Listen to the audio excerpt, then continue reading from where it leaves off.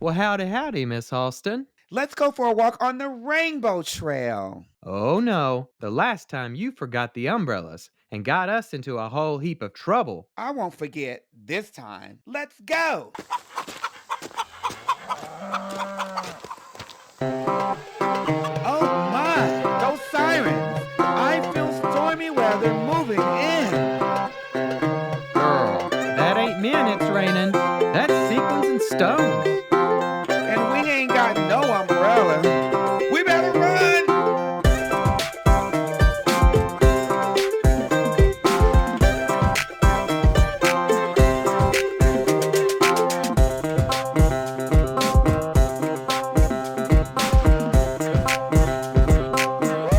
Cha! We made it. And I'm glad we had each other to weather the rainbows. Howdy, y'all, and welcome back to Weathering Rainbows podcast. Today we have a very important episode, probably one that I consider our most important, because it deals with the Bible Belt and coming out in the Bible Belt. A lot of our viewers are rural listeners. A lot of them are still closeted. A lot of them are still dealing with the effects of being raised in the Bible Belt and dealing with family members that are incredibly religious, and many of them are fundamentalist. So today we are going to talk to Bernadette Barton about Pray the Gay Away. I will forewarn you, this book is incredibly insightful. She interviews 59 lesbian and gay men, ranging from 18 to 74, and the insights in the book really were eye-opening even to me, I'm from the Bible Belt. I was raised here, and I come from a rather fundamentalist family. So I will also warn our viewers and listeners that the things that we're going to talk about on this episode could be incredibly triggering. I will tell you, reading this book, there were times whenever I had to put it down because of the flashbacks and traumatic events that many of these individuals went through. So I don't say that to scare you from coming out. The point of this episode is to address the fears of coming out. It's so important for us to understand why we're afraid of something so that we can do something about it, so that we can start making those steps to overcome those fears and live a life more true to ourselves. So today, like I said, we have Bernadette. I do want to get right into this book, but if you do find the need to turn it off and come back whenever you are ready. So today we do have Bernadette back with us. You all probably recognize this face. She was one of our most watched episodes in a prior episode on a book that she has done. But today we are covering her book, Pray the Gay Away, which was written how long ago? It was published in 2012, but I was working on it from probably 2007 to 2012. Yeah. And I would say there's so many different people that can get a lot out of this book. I kind of wrote down four groups of people that I feel should definitely read this book if they're capable. For those of you out there, if you are LGBTQ individual coming out to religious parents, I think that's an important book for you. If you're parents of an LGBTQ plus individual that has been raised in the Bible Belt, whether you are supportive or not, this book is going to be crucial to understanding. Third is individuals whose partners grew up in the Bible Belt that may not be from the Bible Belt, so that they can better understand those partners and some of those fears that they have with social interactions. And then finally, which there's a lot of other groups I'm not mentioning, but finally, LGBTQ plus individuals that want a better understanding of the LGBTQ plus movement kind of in red states. We often hear from blue states, but not as much from the red states. You really do a great job kind of kicking off why we fear this. And I think you do it through this idea of the panoptic gaze. You talk about the panoptic prison. Can you tell our viewers what that means and your insights there? Sure. So I draw on the theory of the panopticon, which is a prison design. And then it was something Michel Foucault expanded upon. He was a post-structuralist writing in the late 20th century. So the panopticon prison design is, if you think about, so that happened somewhere in the late 18th century. Jeremy Bentham redesigned the prison. So a prison used to be all these little cells with people in all these little cells, and then guards would walk up and down to see the prisoners in the cells, to sort of watch them to make sure they were behaving well. But the panoptic design arranged the prisoners in a circle. So one guard was in the center, and then the guard in the center could see prisoners along like a that's a good way to, like a star design. Right. You can look in any direction and you could see a prisoner. Now, of course, one guard couldn't watch all those prisoners at the same time, but what it did was engender in the people the feeling of being watched. So if you feel like you're being watched, you regulate your own behavior. So what I do when I extend this analogy with the Bible Belt is show how LGBTQ plus folks in the Bible Belt, we grow up feeling like we're being watched, that conservative Christianity, like the ideology, makes us feel like, that pastors and neighbors and teachers and parents and even God himself are watching us. So, ready for us to sin. So that causes us to discipline ourselves and prevents us sometimes from being out. Right. And you were talking about this, and honestly, it is around Christmas time. And I get this idea of like the elf on the shelf that parents use today for their children. My mom babysits and she's got the elf and she moves it around the room. And, it's like someone's always watching you, even if they're really not. To me, it reminded me of the phrase like a death by 1,000 cuts. LGBTQ plus individuals that grow up in these areas, they're constantly listening.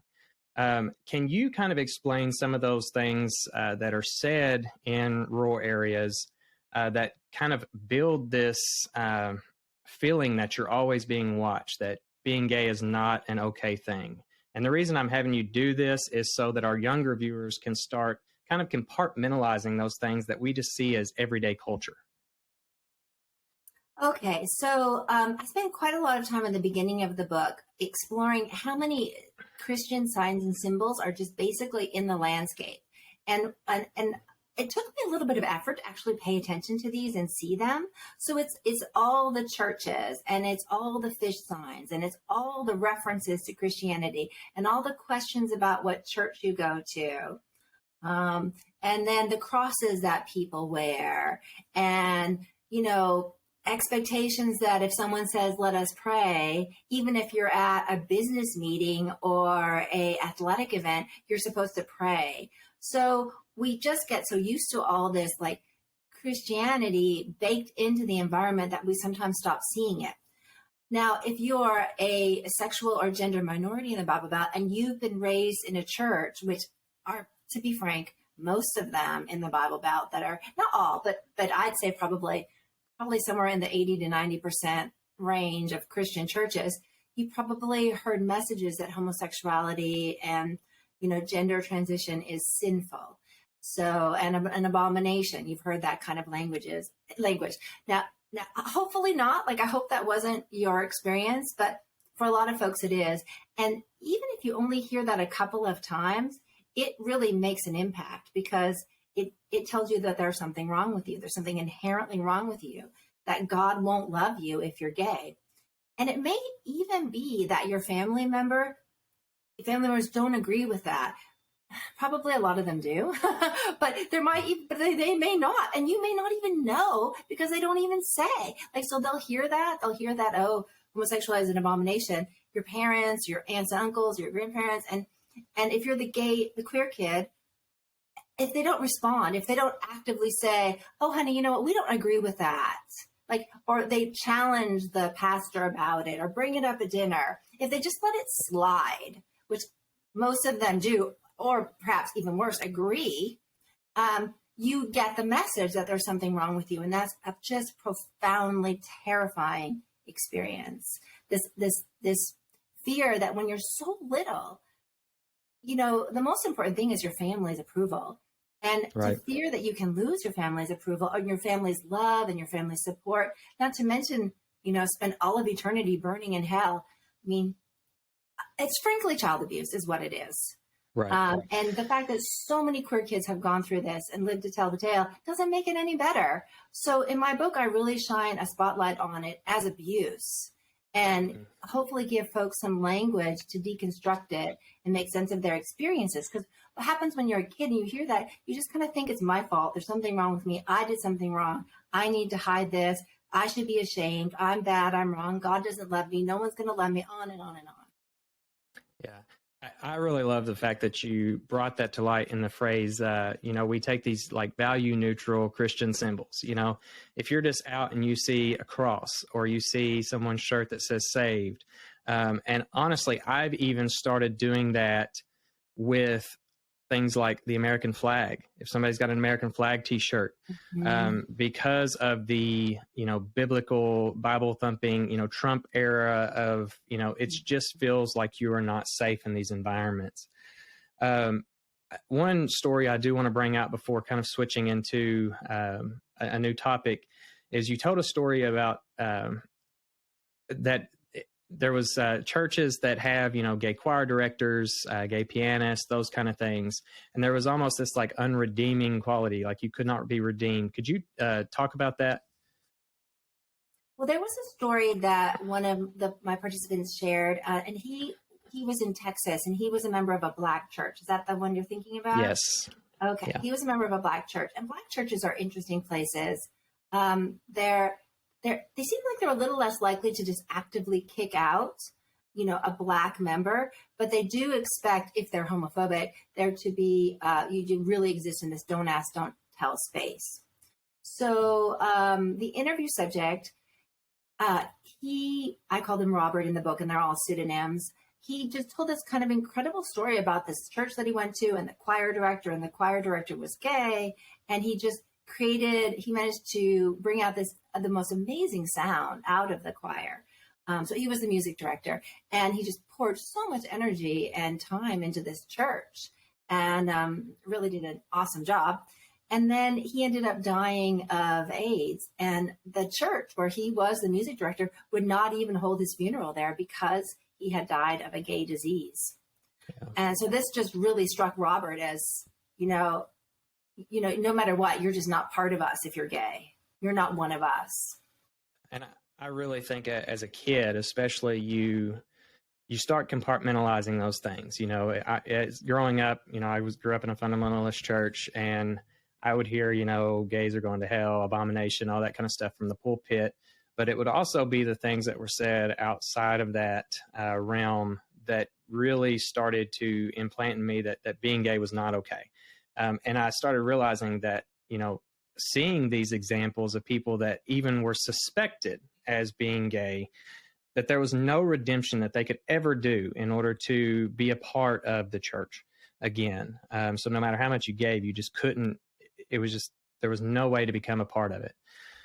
So I definitely think that is kind of what sets the tone of why we start to fear being gay in the Bible Belt. I want to switch now to talk about the alignment and the toxic closet that you bring up. I love that phrase. It's very eye-opening to me. But first, you kind of broke things down into the three parts that may not align with a person. You talked about sexual attraction, behavior, and identity, and how that there are times when those three don't line up. Can you kind of give some examples so that people know where they might fit there? Sure. And it's a real fun kind of quiz to give a person. What are the three dimensions of sexual orientation? And they are attraction, behavior, and identity. So attraction is obviously who you feel desire for. And that's something that we really can't control. We don't get to control who we feel an attraction for, or if we feel attraction at all in the case of asexual people. So that's just something we don't get to pick. And then behavior, of course, is who you have sex with, what kind of sexual activity you have. Now, it's best, of course, if behavior and attraction go together. Like, I'm attracted to this person and I'm going to have, a sexual encounter with them. But they don't need to. I mean, and if you think about sex workers, they have sexual activity all the time with people they're not attracted to. So you can flat out, always engage in behavior as work, right, or a favor or whatever you want to do. Right. And then the final dimension is identity. And then, of course, it's best if they all align. So I'm a woman who's attracted to women, who has sex with women, and I call myself a lesbian. That's all aligned. But it doesn't necessarily work that way, because so where attraction is something you can't pick, identity is something you get to pick, regardless of the other two variables. And public health specialists have a category called MSM that is shorthand for men who have sex with men. And that's to describe men who are attracted to men and who have sex with men, but do not call themselves gay or bisexual. Right. So you can be attracted to men, have sex with men, and still call yourself heterosexual, because identity is what you get to pick. Right. And I just got through watching the story of Tammy Faye Baker and her husband and stuff like that. And that's kind of that example of, someone that's high up in the church that is attracted to men, that has sex with men, but never identifies as homosexual, So there is these three components to kind of the idea of being gay. One question I have, though, is, so for instance, I think there's opportunities whenever someone doesn't necessarily hide one of those things. So say, they may not identify as being gay, even though they kind of fall into the categories. But there's also this thing that kind of happened to me, in which I, after coming out, felt almost that I had to overcompensate in one of those areas. So for me, I had to overcompensate in my gay identity to prove to my family, to prove to society. I had to dress differently. I had to act differently. I had to kind of do more in the behavior and identity to prove that. Did you find that happening a lot within your research? That's not something I really explored, but now that I think about it, I think psychologically, a lot of people go through that phase where they're trying to express an identity, and that those are the tropes that society gives you for how to express it, as a way to sort of prove to yourself and others. So I would say that's pretty common. And in fact, folks did talk about that. If you remember in chapter 3, I write about Joshua, and his is a big, long, complicated story. But one of the things he did was have a whole, suitcase of gay clothes in his trunk of his closet, and of his car, and he would change depending on where he was. Yeah. And we will definitely get into his story very soon, because it was one of the most touching ones for me. I do want to talk about, you talked about flaunting sexuality. And while what I was doing wasn't necessarily flaunting sexuality, we often hear the phrase of, I just wish they didn't flaunt it as much, or that sort of thing. Can you talk about how that fits in with this idea of the toxic closet? Yes. And in fact, I spend a little bit of time calling out that phrase as just flat out bullshit.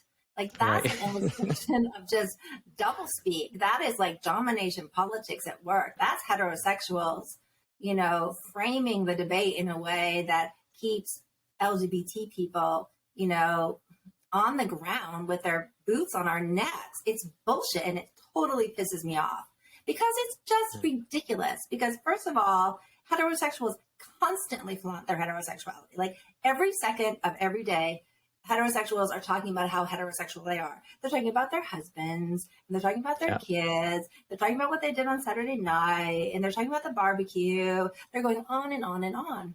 So anyway, that's one way that heterosexuals are constantly flaunting their heterosexuality. And they don't get to pick for us either. They don't get to say how gay or not gay we get to be. And for them to assume that they have that right is incredibly patronizing and offensive. Yeah.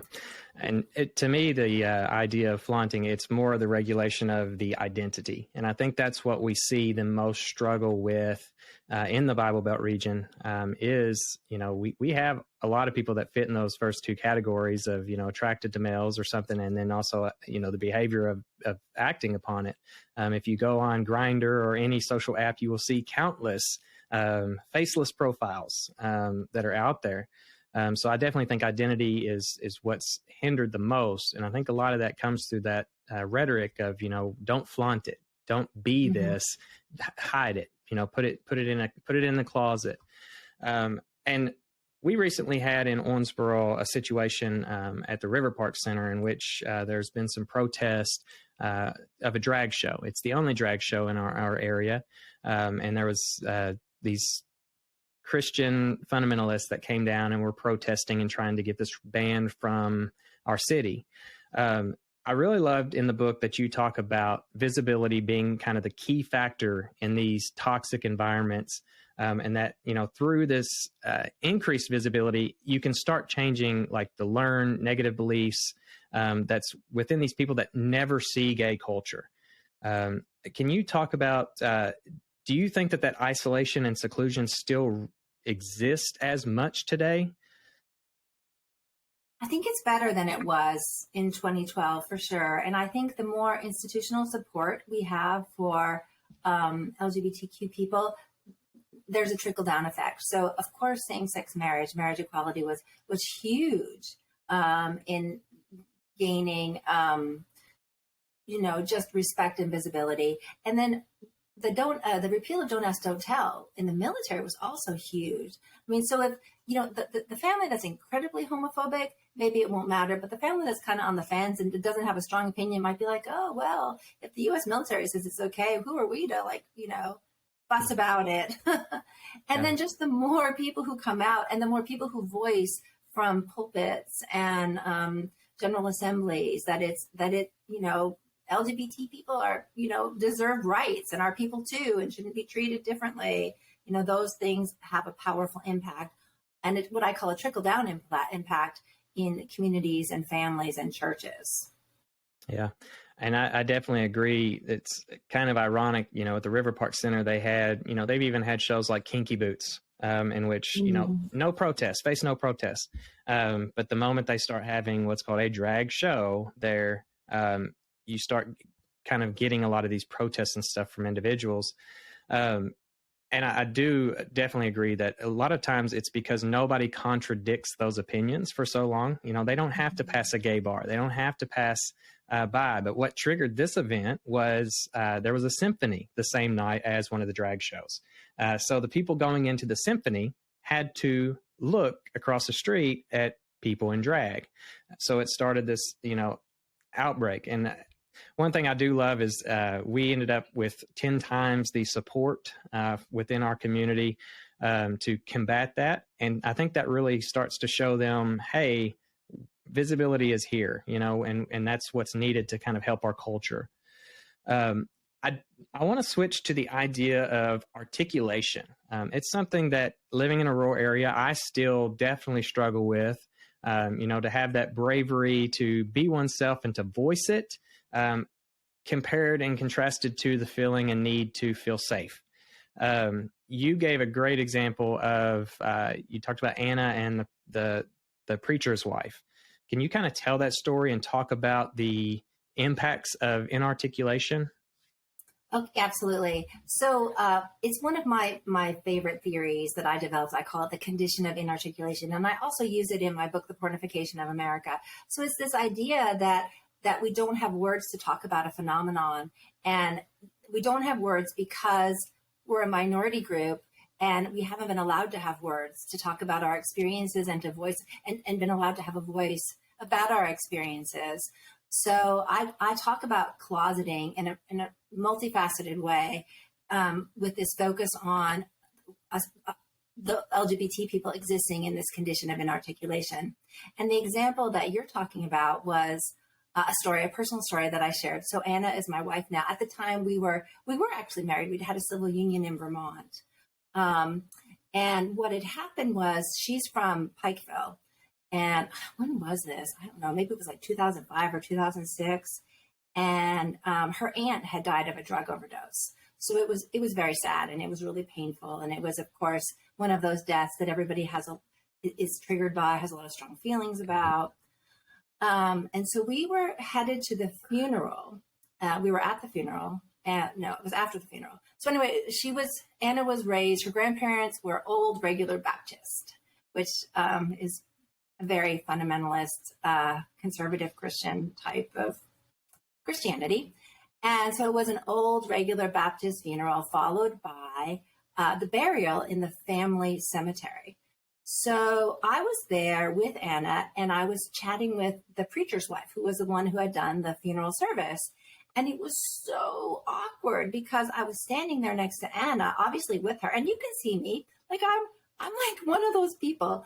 like people love to introduce me to their parents and their like I'm one of those people that can chit chat with anyone, that is so mannered and pleasant. Like I'm just used to being someone who's worth introducing. so I'm sitting there with Anna, and Anna's talking to the preacher's wife, who she knows because it's Pikeville and like everybody knows everyone. And she doesn't introduce me. And I was super upset about it. Like, I felt awkward. I thought it was rude too. It's like, this is an older woman, and you're supposed to interact with an older woman in a certain way. And one of those ways is you're supposed to say who you are and why you're like, you're supposed to, announce yourself, kind of like I call it. I don't know. Yeah. I just felt like it was incredibly rude, not only to me that I didn't get introduced, but to her, because she deserves to know who I am. So anyway, that happened, and it was incredibly awkward. And then later, we were talking about it, and we thought about it a little bit in the car. I was trying really hard to be understanding. I knew everyone was upset about the aunt who had died, and I didn't want to make it about me because I wasn't trying to center myself. I just felt like it was just so ridiculous that I didn't get introduced.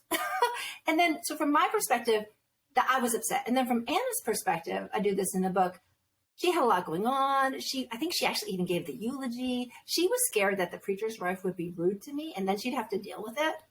So she just didn't have the bandwidth to do anything more than what she did, which was to make very kind of wily small talk. A lot of Bible Belt gays are really good at making wily small talk that doesn't reveal any personal information. And Anna's an expert at it. Some gay people, you might have noticed, if they grow up with that Bible Belt stuff, sometimes they're not good at talking. Like, they almost have a chip on their shoulder, and they're like stuck with talking. And I don't say that in a judgmental way. I think it's just an adaptation to not being able to actually speak about yourself. But in Anna's case, she's good at speaking, and she just is careful about what she reveals. Okay, so that's her perspective. And then from the preacher's wife's perspective, she probably meant well. Maybe she didn't want to be homophobic. She didn't, she wasn't going to intrude and demand on who I was, because that's another part of the condition of inarticulation, is that heterosexuals don't inquire and don't assume someone's gay because they think it's rude to assume someone's gay. So it's like this incredibly complex set of dynamics that happened in just this one moment. And there were three really distinct perspectives. And the question is, what would have had to change for us to connect in a different way? And, visibility is what I wanted, but not what Anna wanted. And then the preacher's wife might have been actually flat out rude. And then that would have been super stressful. Yeah. And I love that story because there was so many different dynamics going on. And, that was one of the things in the book that really stood out to me, because I had never kind of framed that. So I love that you framed it as, this inarticulation, and the idea that you've got to consider everyone's viewpoint and why that there may or may not be doing something. It may not be for the reason that you're thinking.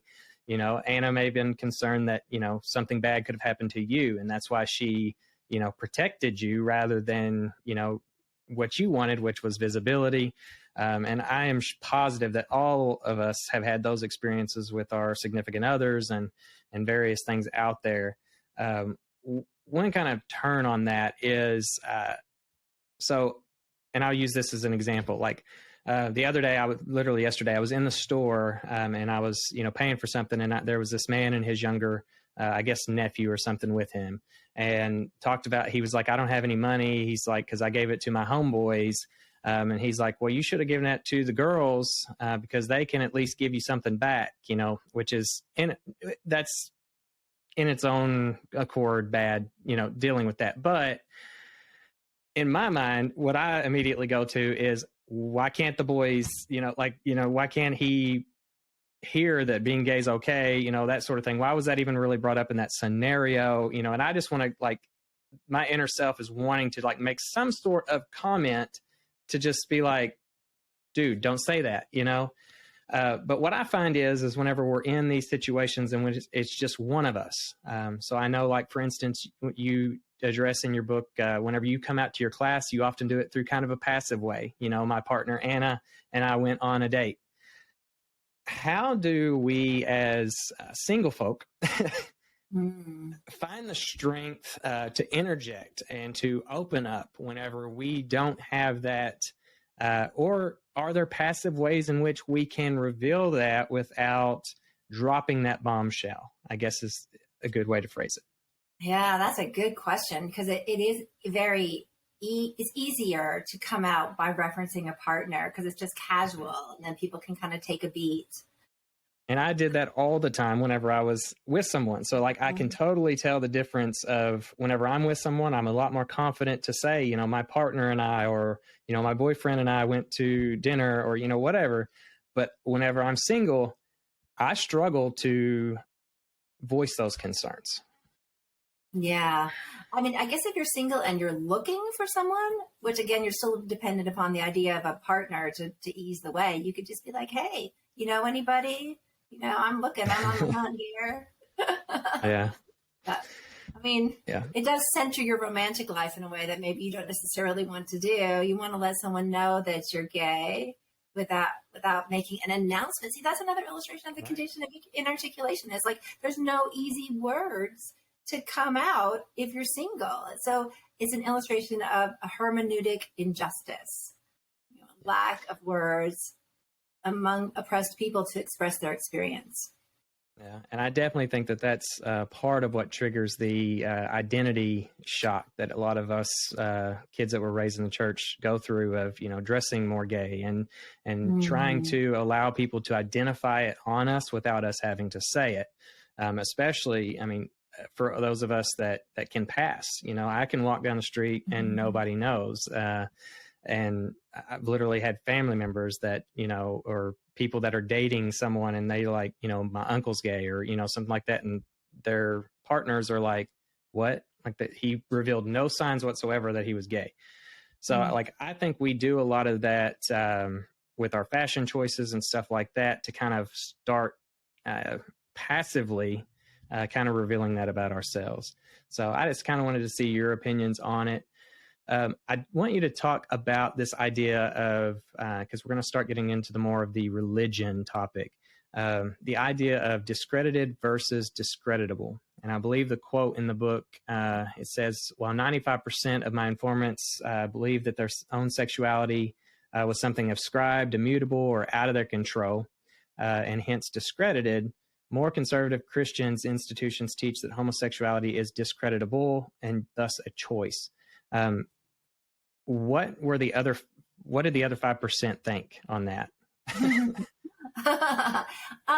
Well, some LGBT people do see sexual orientation in terms of choice, not the same way that, I guess a few did see it in the same way that conservative Christians do, because they were raised in deeply conservative Christian households and they perceived an element of choice. But there, among a lot of progressive LGBT people, the idea of seeing sexual orientation as a choice is common. That sexual desire can be changeable. I'm personally, in my experience, I think it's more fixed than fluid. I think that, and in fact, almost everyone that I interviewed described their attraction as in a born that way manner. And even if you think about bisexuality, which is the capacity to be attracted to the same gender and other genders, there's often a very born that way quality to that too. You can't stop that. So I'm someone who always believes people when they say, this is my experience. So if people are saying their sexuality, their sexual desire is changeable, that's not for me to say it's not. But in my experience, as an expert talking to lots of people about it, almost everyone I've come into contact with would, see it as more fixed than fluid. My question, I'm going to play devil's advocate here. So viewers out there, in no form or fashion do I believe what I'm about to ask this question. Those, you've talked about, sexuality being attributable to three different traits: attraction, behavior, and identity. If homosexuality is all three of those traits combined, and we're only viewing attraction as the item that is not changeable, a lot of your biblical scholars and stuff will say that, well, you can still change your identity and behavior. And if those are part of homosexuality, how can a person not then sort of change the idea of being gay? So can they not live a righteous life by just changing their identity and behavior, even though they still have this attractiveness component that they can't change? Well, I have two answers for that. And one would be, surely, a lot of folks could have sexual behavior with someone they're not attracted to. Is that a meaningful and authentic life? I would say probably not. Satisfying life, happy life, probably not. Is it possible? Probably. Certainly it's happened. So yeah. But I also think it's a good idea when you pose this to flip the script and to ask heterosexuals about their attraction. And I do this in public talks and in the classroom, and I ask the heterosexuals in the room, so tell me when you knew you were straight. And I actually really have them answer. I'm like, and so they started answering. They're like, oh, I was 6, and oh, I was 12. And I was like, well, how do you know? How do you know for sure? And they're like, oh, I had this crush on this little girl. I just knew. I always felt that way, on and on and on. I'm like, I believe you, I say. And then I say, well, what, and this is a question gay people are asked, well, how do you know for sure if you haven't had a same-sex experience? Right? Isn't that what queer people are asked all the time? All the time. At this point, yeah. And at this point, I don't make them answer because I'm not trying to put them on the spot with that. But I'm just trying to get them to think about it. It's a thought experiment. And then I'll say, well, who here, you're not homophobic. You just don't care. You just don't really, you're just not attracted to people of the same sex. It's just not your thing. You don't care if other people do it, but it's just not your thing. And you're sure about it. And no amount of prayer, no amount of counseling is gonna make you gay. No matter what you do, that's probably just not gonna happen, right? So, and then I ask them to raise their hand if that describes them. They're not homophobic. They just know for sure that they're straight. And, most people raise their hand at that point. I was like, well, it doesn't seem to me like you chose your sexuality. It sounds like your heterosexuality is a really fixed thing. So, that might help you perceive how it's fixed for people who have same-sex attractions as well. Yeah, I think that's the perfect answer, and definitely something I kind of read in the book and will definitely be using in the future myself. In the book, you talked about the alignment and how in the Bible Belt, specifically, there's an alignment with family, with churches, with businesses, with schools, with local government, that in some of these local regions, being gay is an abomination, and it's an abomination regardless of which of those sections of society you find yourself in. So there's this like almost chain that's unbreakable, because everybody, they believe this. In your studies and kind of speaking with all these different LGBTQ members out in rural areas, did you find any successful ways that they were able to start breaking those links down at those local levels? Well, of those, the most important dimension for an LGBT person's well-being is family. So if you have your family support, you can endure all those others. It's awful, but you can get through it. If you don't have your family support, you're really in a rough place. So So it depended upon whether the individual had their family support or not. And a lot of folks had to break things off with their families, or they were ostracized. They were kicked out of the families. A lot of folks moved away from their communities where they were trapped to more urban and more anonymous areas. So one of the things, I know that your Weathering Rainbows is about rural areas. And one of the things that defines rural areas, there's so much wonderful about the rural. I'm a fan of the rural, but it can be very insular and everybody knows everybody else's business. And that can be really great if you need help getting your dog to the vet, or your grandma needs someone to pick them up after their colonoscopy, or it's like, that's great. And people care about each other and bring casseroles, but if you're gay and you can't be out and you're not supported, it's awful. So getting away from that can be real positive. So people would move away from those communities and start a life somewhere where they could be themselves. That happened a lot. And then, of course, they would leave those churches. It's hard, though. I mean, religion is complex, and I know we'll get into it more. And when you've been brought up in a religion and you've been taught that that's what you should believe, it's really hard to release those beliefs. Right. But the degree to which LGBT people could release beliefs that homosexuality was a sin, they could create something new for themselves spiritually, or just, take a period of, not be religious, unreligiously identified, perhaps forever. Yeah. I think kind of to segue from that, there are those that take this path of, away from religion. But I loved in the book that you kind of summed up the book you said artificial social barriers that separate groups can often evaporate when the enemy understands that I'm just like you. I absolutely love the story of the cruise ship. So I'm going to have you tell that story and talk about how that kind of broke down that barrier there. Oh, sure. Anna and I did an Olivia cruise, and Olivia is an organization was created, I think, 40 or 50, maybe 60 years ago. It was like basically vacations for women and vacations for lesbians in particular. So Olivia is a lesbian organization, and they do these amazing cruises and, resort stays all over the world. They're pricey, but they're super fun, as you can imagine. Yeah. Anyway, we went on one for our, I think it was our 10-year anniversary. We went on Olivia cruise. We saved up, and it was a blast. Oh no, we went to a resort. It wasn't a cruise. We went to one of the stay resorts in Mexico. And the Judy, who's the owner of Olivia, was there, and I asked her if I could interview her for the book, just to see if she had any insights. And she told this wonderful story about one of the Olivia cruises was landing at one of the Caribbean islands, and I forget right now which one it was off the top of my head. And there was a protest planned because on this island, it was a homophobic culture in the island, and there were people from churches coming to protest the arrival of a whole cruise ship full of lesbians, coming. So it was a big deal, and they told the women to be careful, and they weren't sure they would disembark. And so the women came to the decks to kind of see what was going on and watch the protest. And the protesters started singing a Christian song.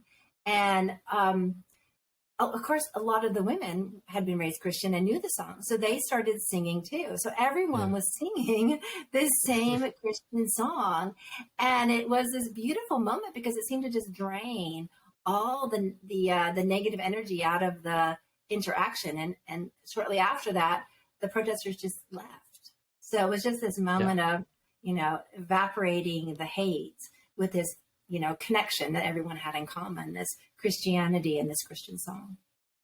I love that story. And it's something that I've started talking with people more and more about. Is a lot of times the LGBTQ culture, we embrace our differences so much. We have our drag shows, we have, our pride events and different things that are kind of different from heteronormative culture, and that's a lot of times what, people see the most. And I love that story because I got to thinking about all the possibilities to bring your families into an environment to where they may not be accepting if they completely know what's going on. But for instance, bringing your family member to the gay chorus or something like that, you just tell them, hey, you want to go to this choir singing, event, and then they get there and they can kind of see that, they're singing gospel songs up there, like there are gay people that are Christian, there's people that are like us.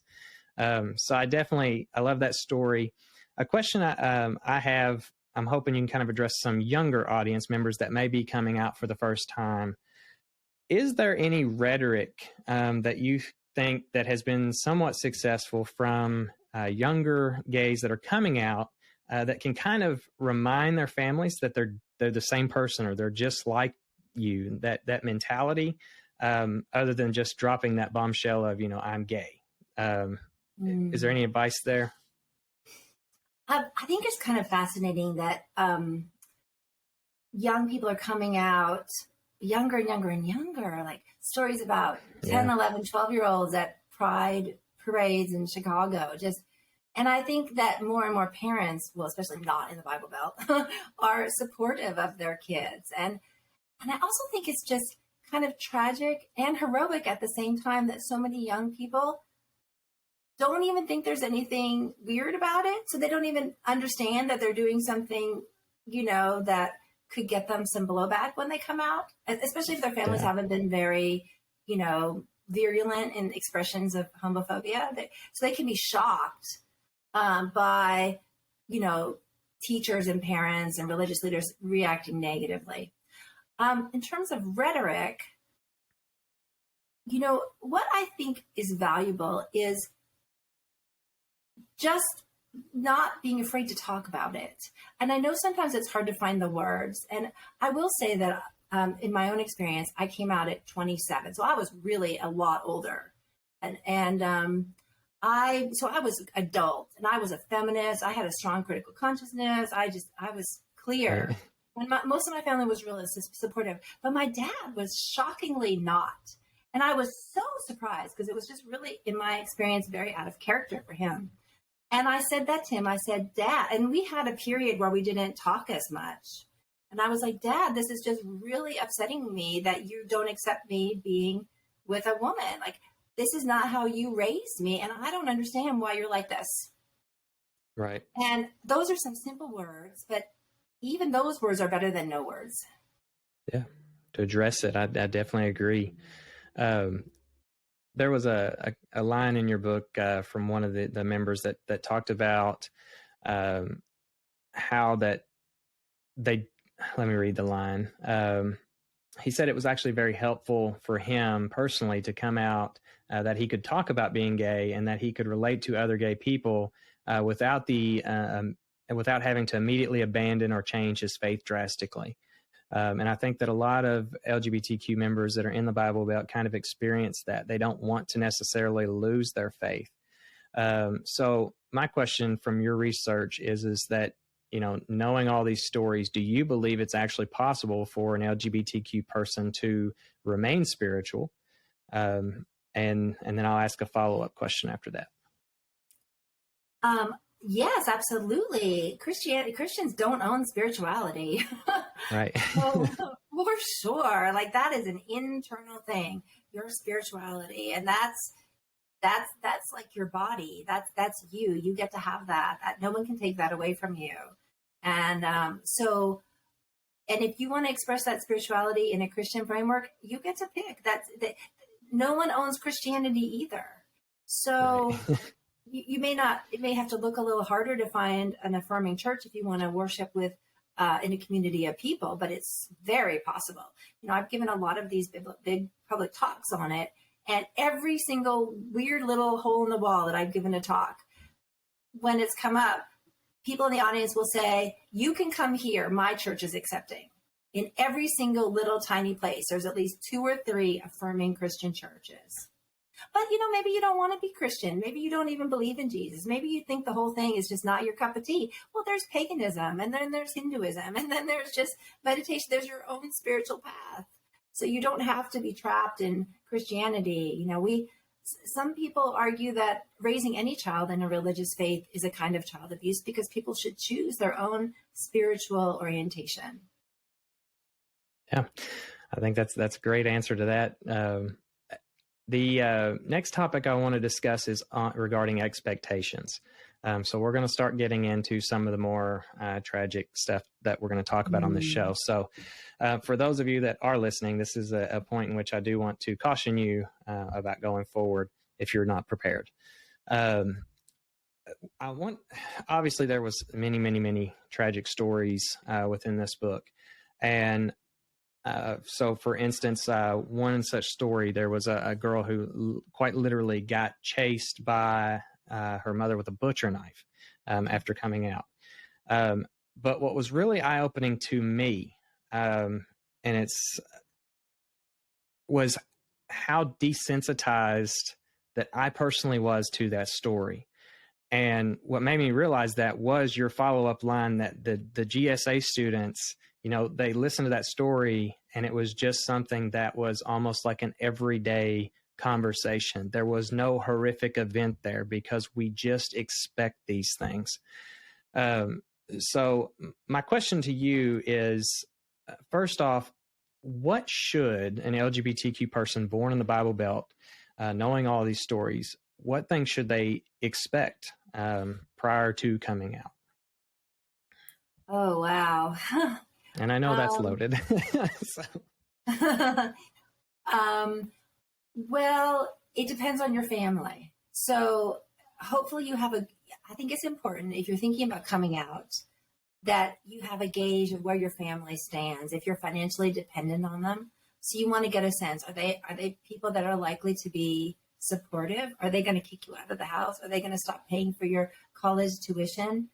Are they going to stop talking to you? So what's going to happen? So you should have some clues by now.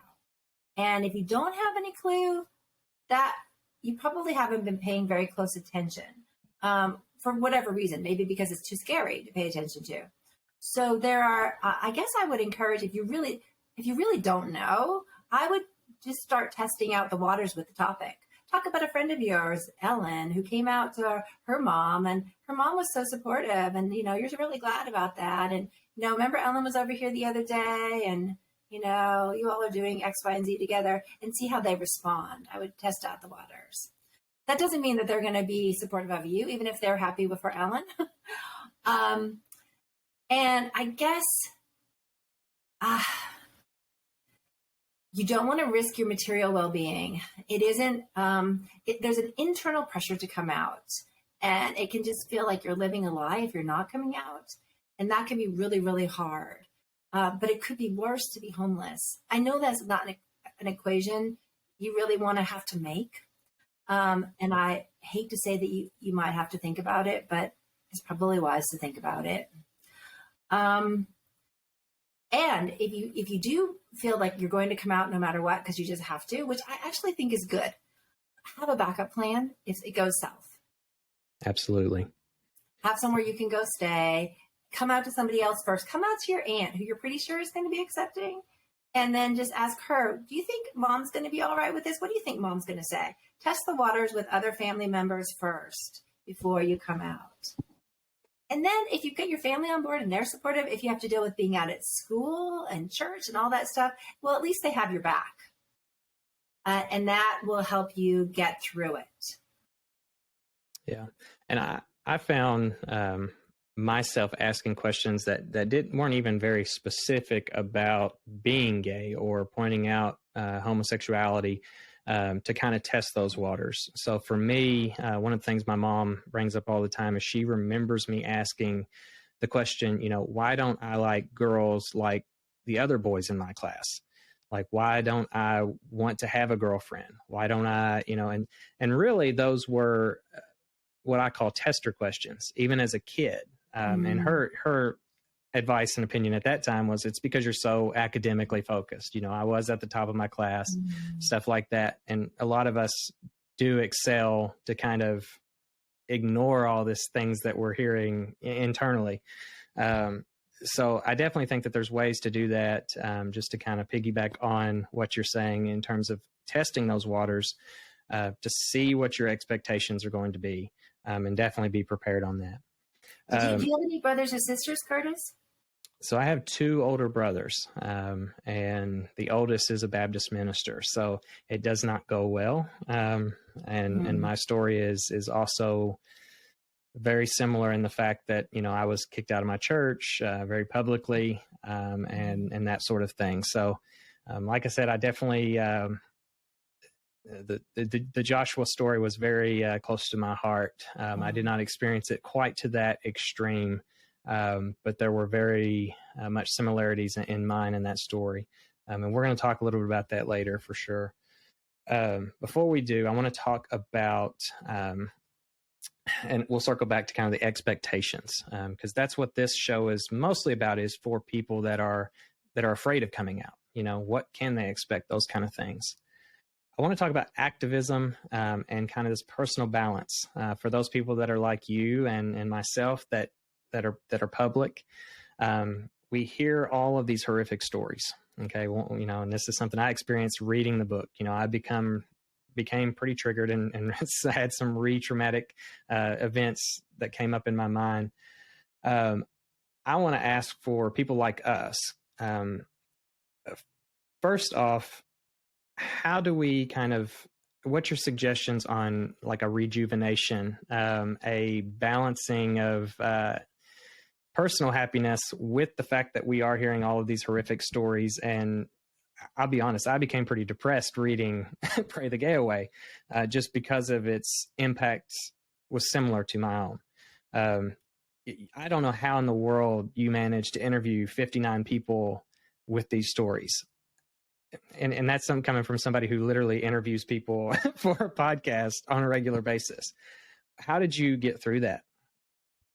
It was pretty exhausting, and I was working all the time, but I guess I was incredibly passionate about the project. I just felt like it was so important that these stories be told. And it was kind of surprising to me that I hadn't already been told. It's such an obvious story to tell about the Bible Belt. So why hadn't it already been told more? And then if it hadn't been told more already, then definitely it behooved me to get those stories out there, because it's just completely ridiculous. It's just so wrong. I think I was really fueled by this passionate feeling that this was wrong and people needed to know it was wrong and they needed to think about it and do something different. Like, we don't need to do this. Like, this doesn't need to happen. Like, this shouldn't happen. So I think that's where I was emotionally and psychologically with it. Just very driven. Something that we've talked about in terms of we become desensitized to these stories. I mean, it happens so frequently. I know the movie Conversion just came out and stuff like that. And it's just, my question to you is, how do we fight against that desensitization within our communities? How do we become like rightfully angry, kind of as you were, this passion to do these things even whenever they hurt? Well, for me, what I do is that I still teach about it. So I teach a course that's titled Religion and Sexuality, and I use my book, Pray the Gay Away. And I guess it still surprises me, Kurtis, but students read the book and they have the response that you're having. They have PTSD. They get upset. They even sometimes cry in class. They get really, it's really hard for them. And since the material is familiar to me, it still kind of surprises me that happens, but I think it speaks to the power of the stories. So yeah. I keep talking about it, and I keep kind of talking about it in ways that show them that it doesn't have to be this way. And then I expose them to like a wide variety of religious perspectives, and encourage them to think just in lots of different ways, open up their minds about belief systems, and then about their own internalized beliefs about LGBT people, including possibly themselves.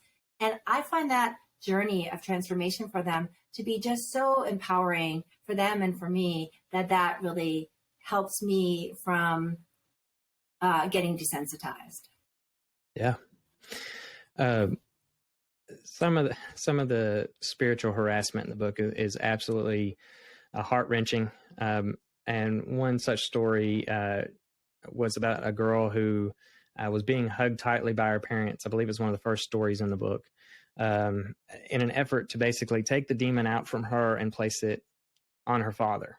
And that was what they truly believed that they could do. They could take this burden away from their daughter and place it on the father. The father was more spiritually inept to handle this situation with fighting the devil. And while that story was so incredibly heart-wrenching, later in the book was something that I just had a gut shot. And that was whenever the partner, I believe, of that person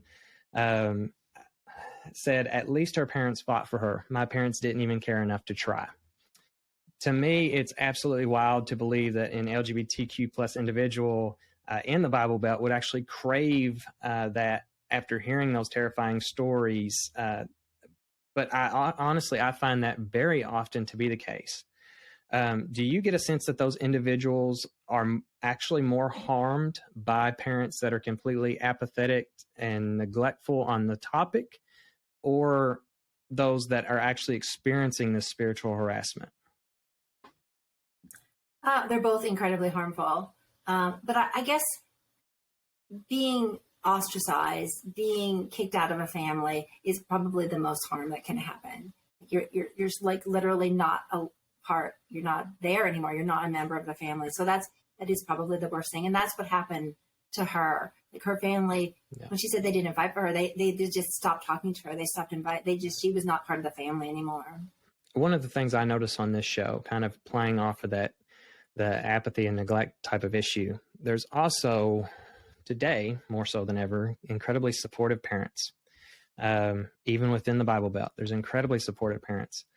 But what I find whenever I ask those people on the show to talk about their coming out story, it's almost like you see a physical feeling of shame that they don't have such a toxic story to tell people. Have you noticed a shift as we progress, and kind of maybe talk about what we can do to kind of embrace those stories of accepting parents within the Bible Belt?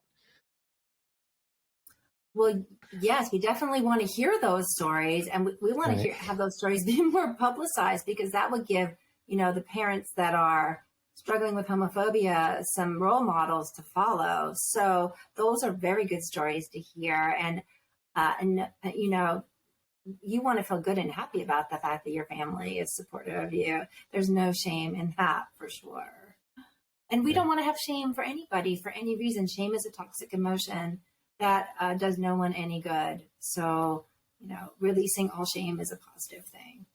I do want to actually follow up slightly on what we were talking about some parents being more accepting. And I'm thinking about the partner that we just talked about. Well, it turns out her father was the one, because when he died, her mom brought her back into the family. And the same thing just happened with a friend of mine here. Her father died, and then her mom is like, super supportive and curious, and her niece is out, and her niece is living with her, and her niece brings her girlfriend all over the time, and her niece is like kissing on the sofa with her girlfriend, and her mom is like, really growing in her 80s. And meanwhile, my friend wasn't even out to them, even though she was in a 30-year relationship, until her dad died. So it's like, it's interesting, that dynamic too.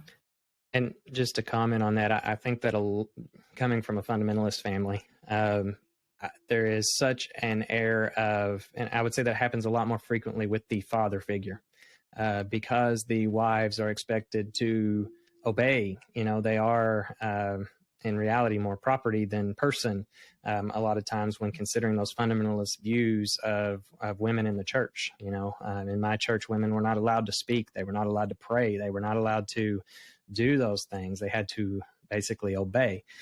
And so I could definitely see where, a mother in that situation may be more accepting of the child, but have no ability to voice that to them. And it's an absolute shame that they don't have the courage to do that, but it still happens because of that. And just for instance, in my own scenario, I recall, as I said, my brother is a Baptist minister, and his wife, I know for a fact, had LGBTQ friends in high school. For a fact, I know, because she's talked about them and stuff. But whenever my brother got into a little scandal issue, everything started turning around to, well, Mom, you accept Kurtis and he's gay, you got to accept all of my scandals too, type of situation. And it's one of those things, being gay is something that they can immediately divert the energy in the room to, let's start throwing rocks at him. But the thing I noticed most in that scenario was that the wife switched and started accepting him and started casting the blame on me being gay, and has since just totally done a kind of conversion on that. She doesn't have gay friends, gay people are bad, those kind of things, like homosexuality is awful.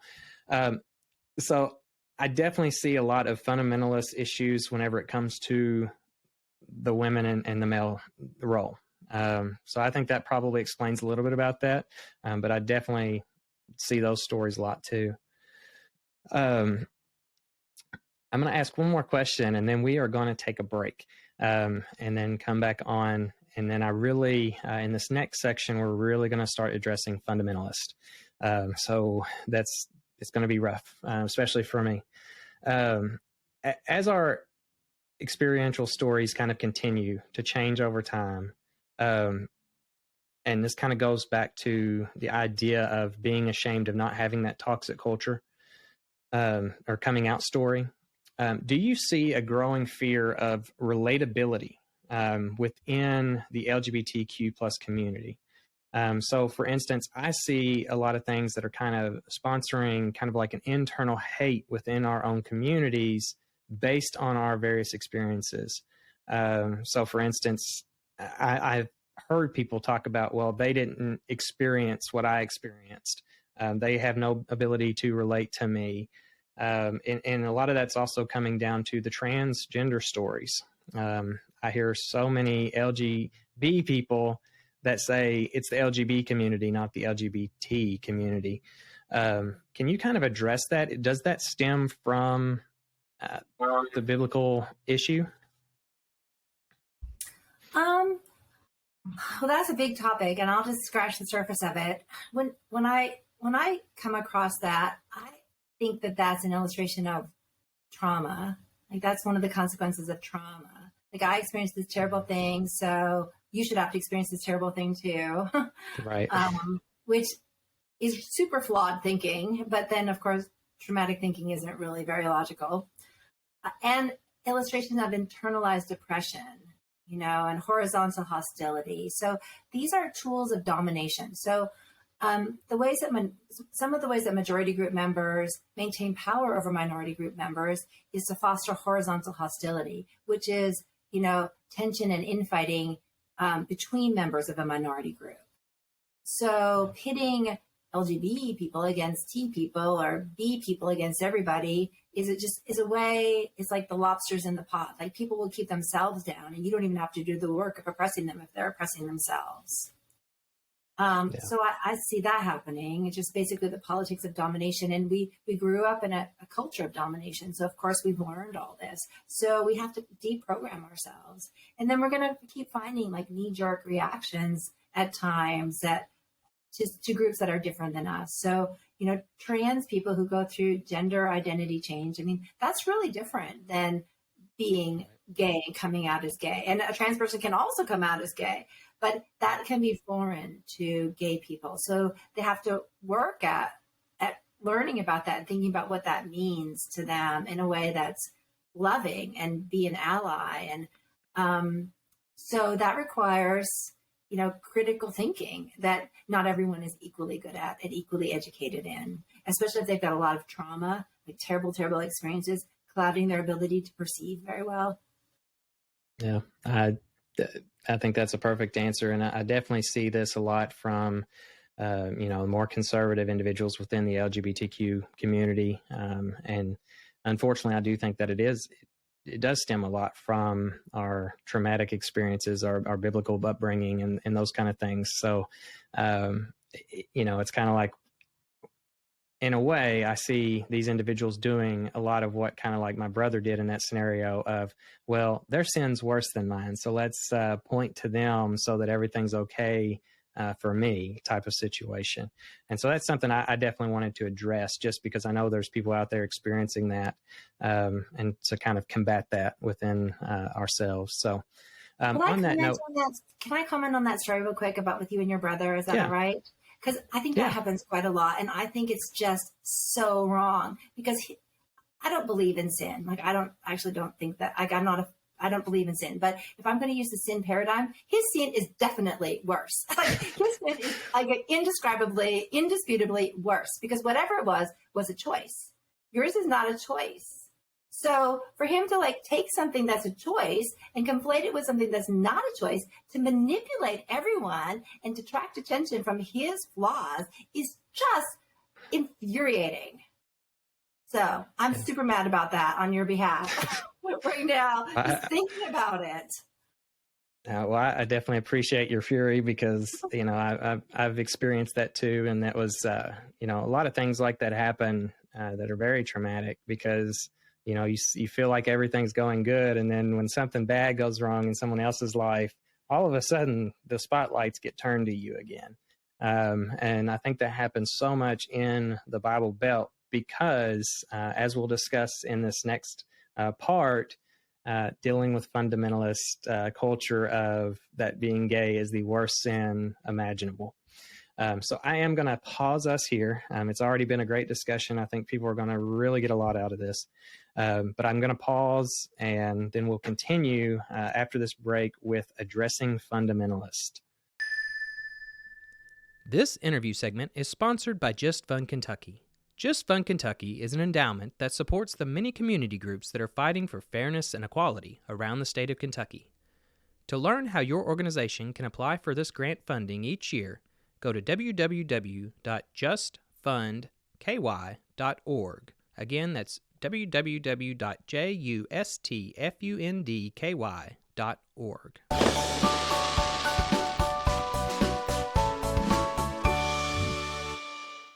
All right, welcome back. We are again with Bernadette Barton, who is the author of Pray the Gay Away.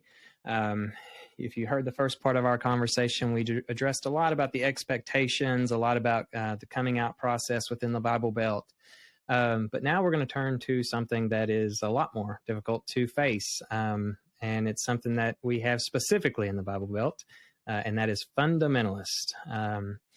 In the book, you talk about those basically who use the scripture to condemn homosexuality, that they actually don't believe that they are homophobic or discriminatory. Can you kind of address that? Well, they perceive themselves as doing what God wants. And so that's the master status. That's the most important thing. They're following God's law. It isn't about them. It isn't about what they want. It's about what God wants. And it's not up to them to decide what God wants. That would be presumptuous. It's like they get a free pass because they're just following what they perceive to be the will of God.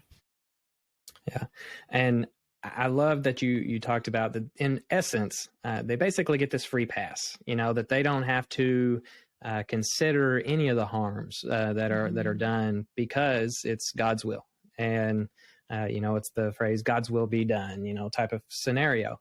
So I guess you do a lot of that for them, that reflection, and you talk a lot about the consequences of ostracizing family members and those sort of things. Can you give us some of like the emotional, psychological, and social consequences there of doing that? Ooh, they're huge. Right.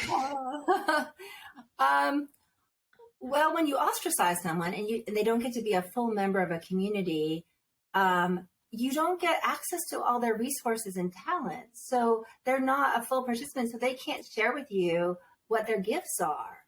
So there's that loss. If you kick a family member out of the family, well, they're not going to be there to pick up the kids after soccer practice. And they're not going to be there at Thanksgiving. They're not going to bring their broccoli casserole. They're not going to keep you up to date on what cousin Sarah's doing. They're not going to help mom when she breaks her ankle. You know, so you lose that set of resources. You lose, you know, a person in your life who you could count on otherwise. Not to mention doing untold harm to the person who's been, you know, kicked out. Right. Among many others. And that's the same in the workplace, and the same in the church, it's the same in the neighborhood, it's the same if you're a teacher. In any environment, if you can't really be yourself, you can't give the most you could possibly give. Yeah. One of the things that I notice even about myself, and so I'm sure there's other LGBTQ people out there that kind of experience this, is even dealing with some of those fundamentalist family members, And there are things that they could lose by ostracizing me, and I have been in the past. There's been Christmases that I could not attend because I had a friend with me that was a boy, or like that wasn't even a boyfriend, like had no connection with whatsoever. But I have had those experiences, and it's caused a lot of loss for my nieces and nephews and various things there that they could have experienced. I'm probably am the most successful person in our family in terms of, academic level and achievement and that sort of thing. So it's like, I have a lot to offer in a way, not to toot my own horn, but, you have a lot to offer that's different than what, their children can experience elsewhere. But what I find myself doing is, even having dealt with those ostracizing moments, I still help. And I will still give the shirt off my back a lot of times if needed, type of thing. Did you find that other LGBTQ people in your research did that, even having experienced those things? Absolutely. Yes. Overwhelmingly so. Overwhelmingly, LGBT people wanted to be members of their families, and they bent over backwards to give even when they were being treated like second-class citizens. And I say LGBT, but I did not interview any trans people for my book. This was in like 2007 to 2011. So this was before kind of the revolution in trans awareness and trans rights. So I don't have data from that in my book, but I have spoken with trans people. And I think a lot of the stories are applicable. So. Right. And I definitely, for viewers, I definitely know that you've been doing this for decades. So, I know you've heard stories since publishing this book, and totally understand, expanding on, from people that you heard and just things in the community. Do you think that doing those things, those actions of just wanting to be a part of this family, regardless of dealing with the second-class citizen standing, how do you think do you think that's productive at all? Do you think it's something that we should do, or do you think that it's something that you've seen negative side effects more so than positive? I think that it's going to be contextual and case by case, and it's not up to me to say. I think that people need to follow their inner guidance. I do think if you're in a dynamic where you're being abused, it's not healthy, and you should get out of that. Like, something needs to change about that it isn't good for you to let yourself be abused, emotionally, psychologically, of course, physically, but you don't, it's not okay. So, sometimes I actually think more change would happen if gay people were not quite so giving and a little more challenging. It might, make an impact. So, but I think that comes from a lot of internalized shame that there's something so terrible about me for being gay that I'm just going to scoop up these crumbs of family love and just do everything I possibly can to make you love me, even though I have this horrible thing about being gay. And a lot of families reinforce that psychology, and then they get this kind of like slavish quality sometimes from a gay family member. So, yeah, I definitely. What another thing that really shocked me is that there was the story of the girl who actually apologized to her family for being gay, and I think that's some of the shame that we experience is this idea that, even if it's something that is completely natural to us, it's who we are as people, there are things that are going to come about that are hurtful to our family members. People are going to give them the cold shoulder in church. People are going to view them differently, talk about them because they have a gay child. And I've done a lot of studying on the fear component of coming out. And basically, Dr. Albrecht, I think is how you pronounce his name, it talks about the 5 fears, that everything can be compartmentalized into one of those fears. And I'm of the persuasion that coming out is its own unique thing, because it's the only thing that I can think of that I've been able to brainstorm about that actually, whenever you do it, you have the possibility of facing all 5 of those unique fears at once. But when reading your book, there was actually something that I'd never thought about, and that was the idea of the parents and their reactions. And the one that actually tried to commit suicide because she learned that her child was gay. And the only thing I could think that would fall into is like this worthlessness for, the mother. But I don't know what the fear would be, because I know we have a fear in the sense of what our family members might do to themselves. Can you kind of talk about some of those parental reactions and things? Well, that was a pretty extreme case, and I think Right. I think she was having some mental health struggles anyway. But I think for her, it was this sense of having failed as a mother somehow. It was connected to that, and it was so important to her to have this perfect family, and that was shattered by this idea of her gay son. But some families, they are very much about what other people think, and this idea that somehow a gay child, there's a lot of, I don't call it, I draw on Irving Goffman, who's a sociologist. He uses the phrase sticky stigma. So there's a lot of sticky stigma with homosexuality.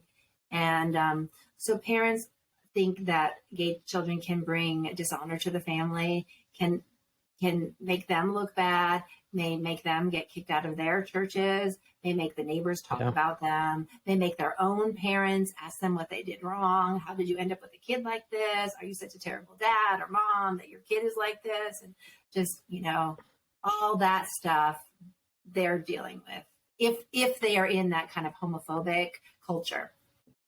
Yeah. And a lot of our viewers are actually parents. I mean, a great deal. I would say 40% of our listeners, from my kind of rough standards, I would say are parents of LGBTQ children. Some are looking for guidance. What would you kind of advise them if they are having some of those kind of feelings to kind of reflect on, so that these kind of things don't happen, I guess, and I know that's a very deep question, but maybe you've had some experiences when doing the research there. Well, I think it's really valuable for parents to join PFLAG, the Parents and Friends of Lesbian and Gays, and that connects them with other parents, and then they can share stories and tips and advice, and that is just incredibly powerful and valuable. And then there's just lots of reading you can do. I think my book's honestly a great place to start in terms of laying out the dynamics of what's going on. And what I hope my book does, and my work in general, is allow people to take all this internal stuff that's unprocessed and somehow baked into us through socialization and belief systems, and take it out of us and put it out there, externalize it and say, this isn't about me, this is about the culture. Like, I don't need to accept all these ideas that the culture told me. Like, I get to pick. So let's walk through all these ideas and see which ones I actually really agree with. And then those ones I'll dig my teeth into and think on. But the rest, let me just shed those. Those aren't about me. Those are about other people. And when you can externalize a system of oppression, you're so much more powerful. Then it can't control you in the same way. And then I think people just don't even care as much about all that stuff that doesn't really matter. Like, if you think about some neighbor who you don't even like, what their opinion of you is compared to this child that you've loved and raised and created and their well-being. Like, if you're going to balance the scales there, obviously, the scales should be weighted in favor of this child that you love, not this neighbor who is annoying. Like, so it helps you release your concern about what the neighbor thinks. Good. Right. I definitely agree. One thing that I want to address, because I know that I do it, and this is a chance for us to kind of talk to the parents out there listening to this show, is I know for me, even though, like, for instance, my mother's accepting, she has come a long way from where we started, but she was accepting from the point I came out, honestly, as someone who was truly unconditionally loving. And so I'm so thankful for that. Especially in relationship to how the rest of my extended family treats the scenario. But something that really bothers me still, and we've had our discussions about it, so she's not going to be surprised if she listens to the show, is it still bothers me that she's capable of going to these churches that still preach against homosexuality and that still have these strong, staunch members that in my opinion are doing so much damage that, as you say, it is abuse, it's child abuse. And I've tried to voice that concern. And so I just want to warn parents out there that even if you are accepting, your child could be having these thoughts about it if you still continue down the path that hurt them so much. I mean, having to listen to that constantly every Sunday type of thing, they're going to have issues with you still in those environments. And, especially because in a lot of your fundamentalist churches, your women can't speak up, which is in general stupid.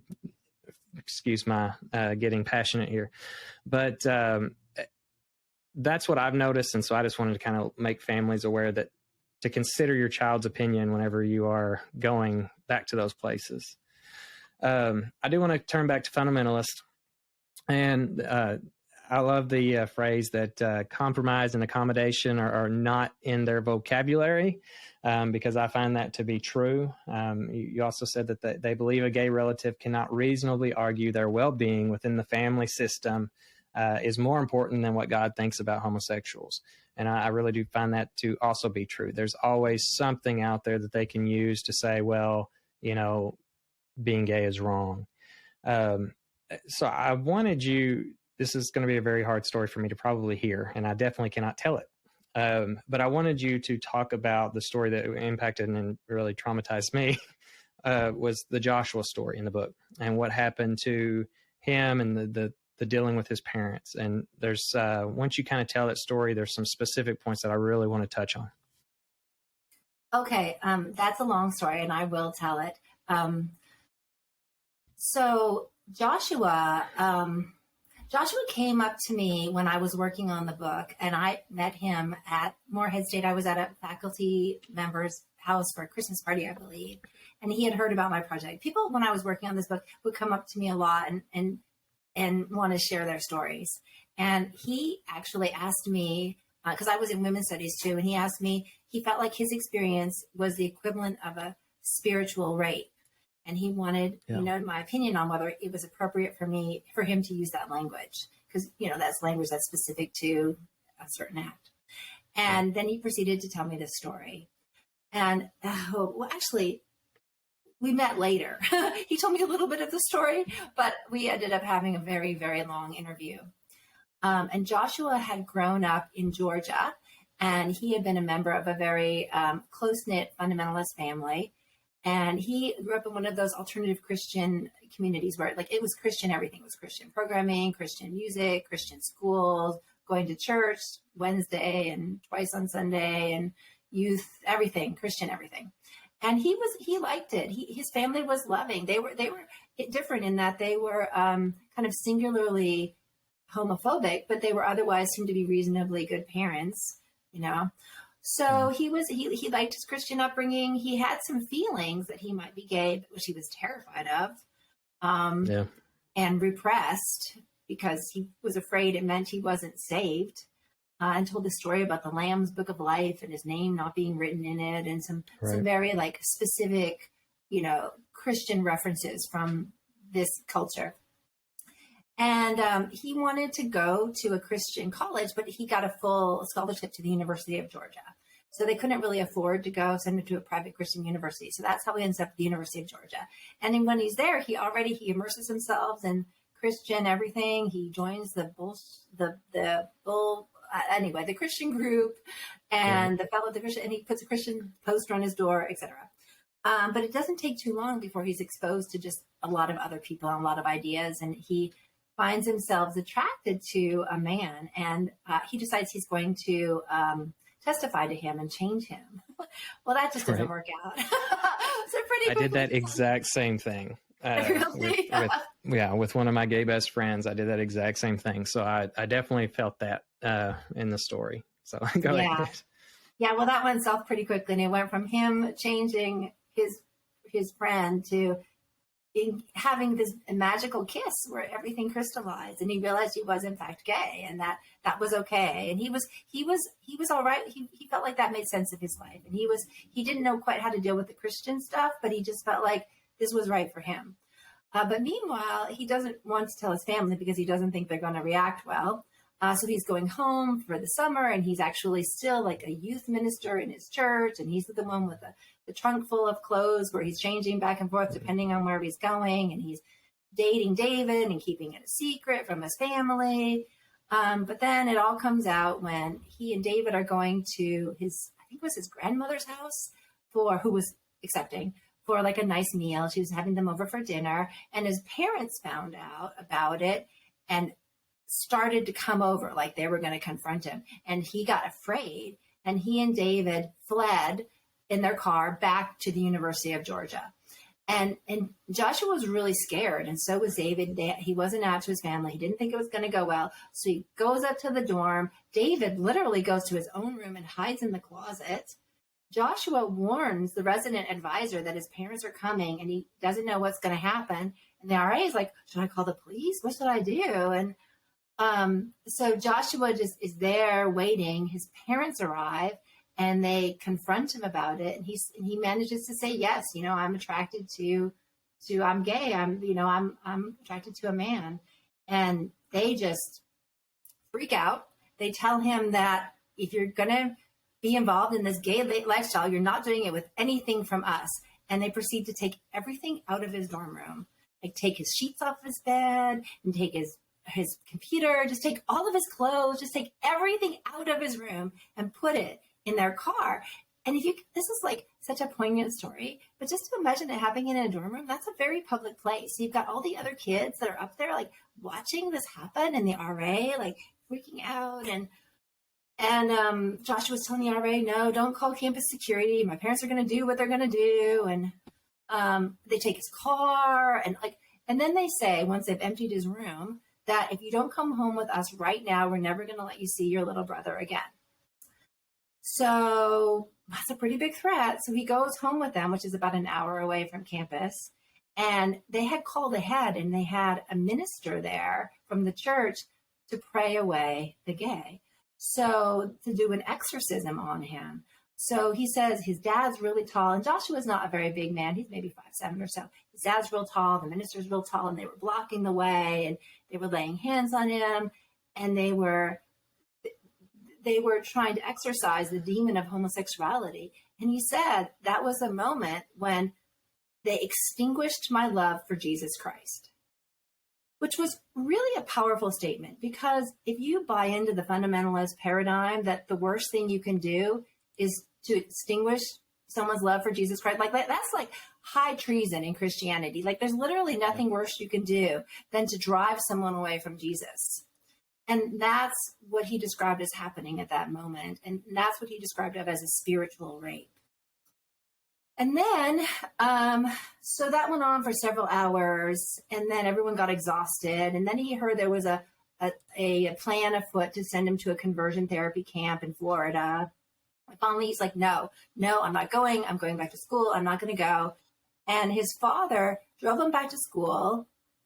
And this is just such a little sad little moment. He stops at like a Crystal Hamburgers, gets him some hamburgers, and then leaves him at the corner and said, that's the last food you'll ever get from me.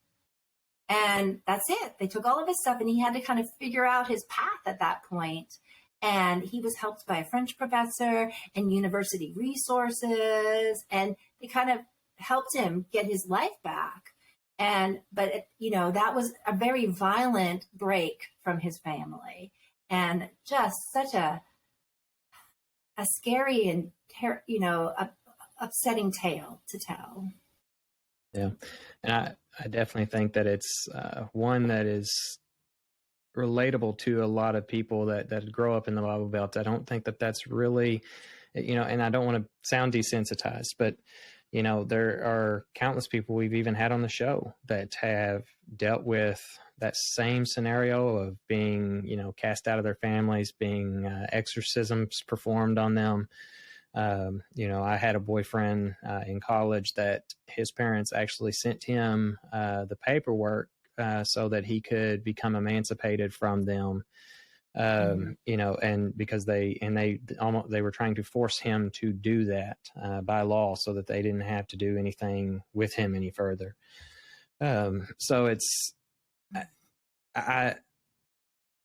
was the first time I'd ever heard, that phrase used of spiritual rape. And I think that was one of the points in the book that, it was very triggering. And you used this line that I think described it so well, in the sense of, he was trapped in this room, and it's, you state, seeing no physical advantage in the situation, his best choice was to submit to what he perceived as spiritual rape in order to survive it. And, basically in that scenario, he said, pray for me, I'm broken. He submitted to them in a way that they could feel like they were making some sort of impact, which ironically to me, that in and of itself, it reminded me of the very essence of the idea of salvation, to submit to a higher power in exchange for personal freedom and spiritual freedom. And this like intense moment, I think that's why it was really such a shell shock to me reading that story, because I remember having some of those type of feelings of, I'll just give them what they want, so that I can be tolerated, and then I will just deal with that. And my coming out story, and I'll tell this for our viewers. The first time that I ever actually started to come out to someone, I was incredibly suicidal. My mother worked at a dispatch center, and she was obviously working nights. And the funny part of it is that it was, I was watching High School Musical, and it was Zac Efron, and I was just obsessed with Zac Efron. I was 18 years old, and he was, the highlight of everybody's lives back then.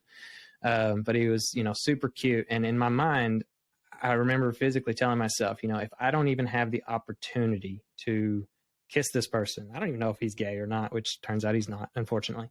But I don't even, if I don't have at least the opportunity to kiss this person, there's no point in living any further. And you reach this point of just this tragic moment of there's nowhere else to turn. Because I was raised incredibly fundamentalist. I'm the only male in my family that was not a Baptist minister at some point. So dealing with that, I called my mother, and she sent over my brother, who came over and had this experience to where at that point I was having homosexual thoughts. That's the lingo that we use in the fundamentalist church world. And to me, I was begging for help because I couldn't stop these thoughts. And that's the mental process that we go through, is we have this feeling of, we need to change. We need to do something. And it's pure terror, because we're not going to go to heaven. We're not going to be able to see our families in the afterlife. We're going to be alone. It's going to be tragic. And so you start telling yourselves all this as a kid, and it becomes, these pivotal moments. And I think that's why so many LGBTQ youth in the Bible Belt commit suicide. I'm hoping that those out there that may be struggling with this know that there's so many resources today that can help you with that. There's the Trevor Project. There's DM us, on our Instagrams, whatever. We're here to help.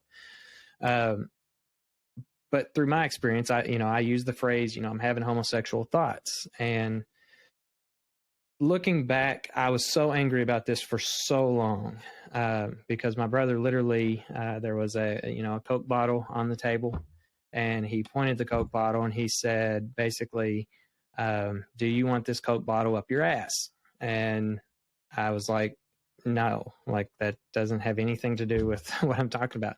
And then he's like, well, then you're not gay, and pretty much gets up and walks out. So that was, and I was so angry for so long, but decades later, we're able to look back, and, I'm able to understand, even though he's still ridiculously religious and all that kind of stuff. And I don't have any sympathy for the things that he's doing to abuse children. But I look back and I realize that he was raised in this environment too. that as a heterosexual male that has never had any experience like that, that was all he knew to address it as, because he had those same upbringings. So like Joshua, I understand what it's like to have that moment of just having spirituality, shoved down your throat, and needing to seek that freedom. And so to get out of that situation, basically I said, well, okay, then I'm not gay, and, I'll, go pray about it, type of thing. And there was a period of about 2 years of my life from that point that I was back in the closet, dealing with these traumatic things on my own, things that I could not tell anyone. And it wasn't until I got to college and started seeing the visibility. I remember specifically the instance that I was like, this is somewhat normalized. I was at the McConnell Center, because for those of you that don't know, I was a McConnell scholar. Don't hold that name against me. I was still a hardcore Democrat in the program.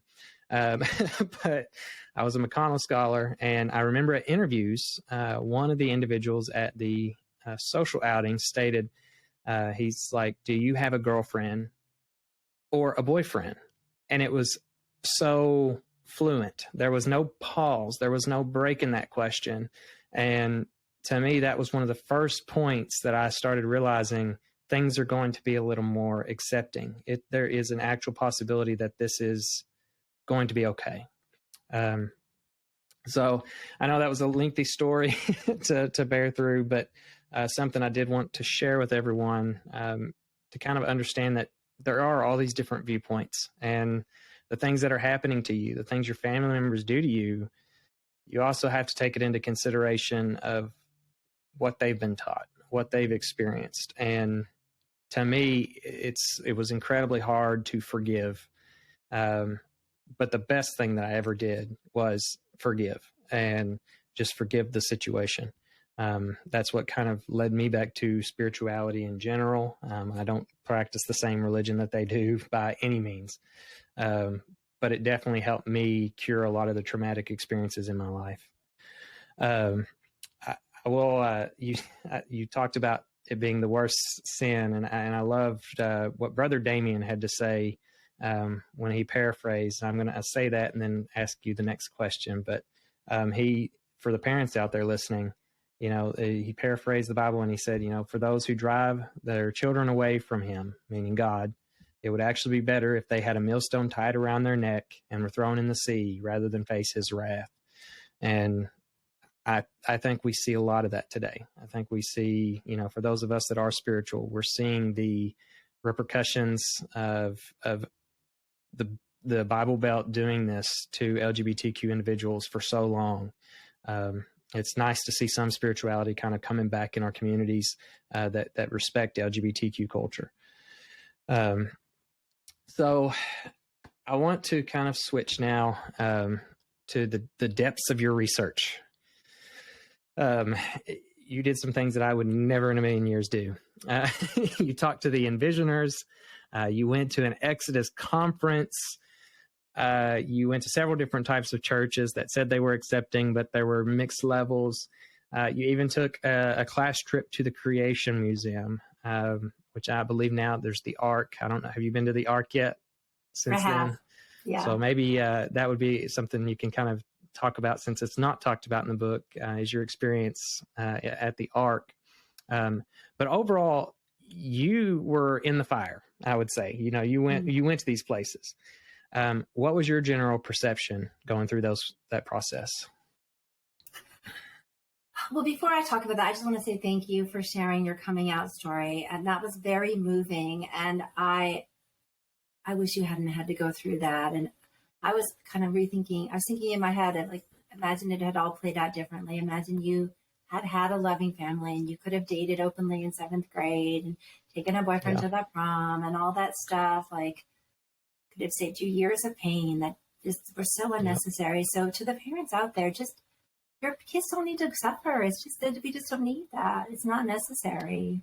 Yeah, I've referred to that a lot, that experience as, for gay people, it's the hole in their heart that they're going to be trying to feel for all those lost experiences for the rest of their lives.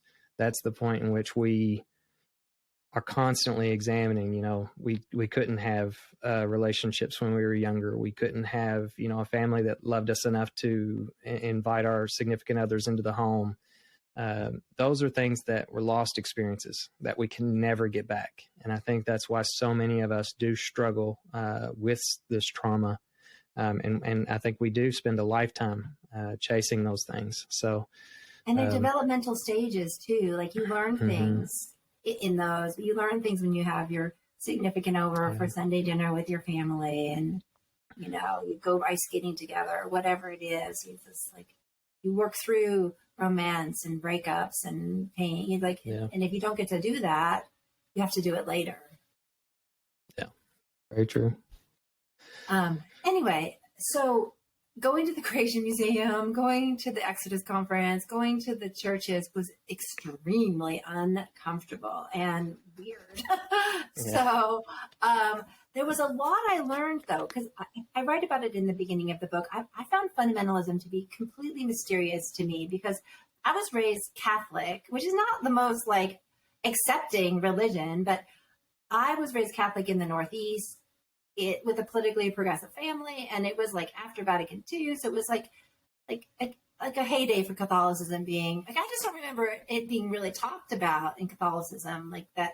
With Catholics, what they do is there's all these rules, and then everyone just ignores the rules. There's a rule you're not supposed to masturbate, and a rule you're not supposed to have sex outside of marriage, but people just ignore them, and nobody talks about it, and nobody makes a big deal out of it. And I just thought that was the norm. And one thing I learned writing the book is everyone thinks their own religious experience is the norm. So I just didn't understand the fundamentalist opposition to homosexuality because I thought, well, that's just a really dumb rule. And when there's a dumb religious rule, you just ignore it. That's what you do. You ignore it. It's fine. You just ignore it. Not that that's ideal, but that was what. So I just didn't understand. I just thought it wasn't even true. I just thought that who really cares who you love? I mean, this has just got to be, a big con. People aren't really like this. I actually thought that people were not like this. That's how ignorant I was.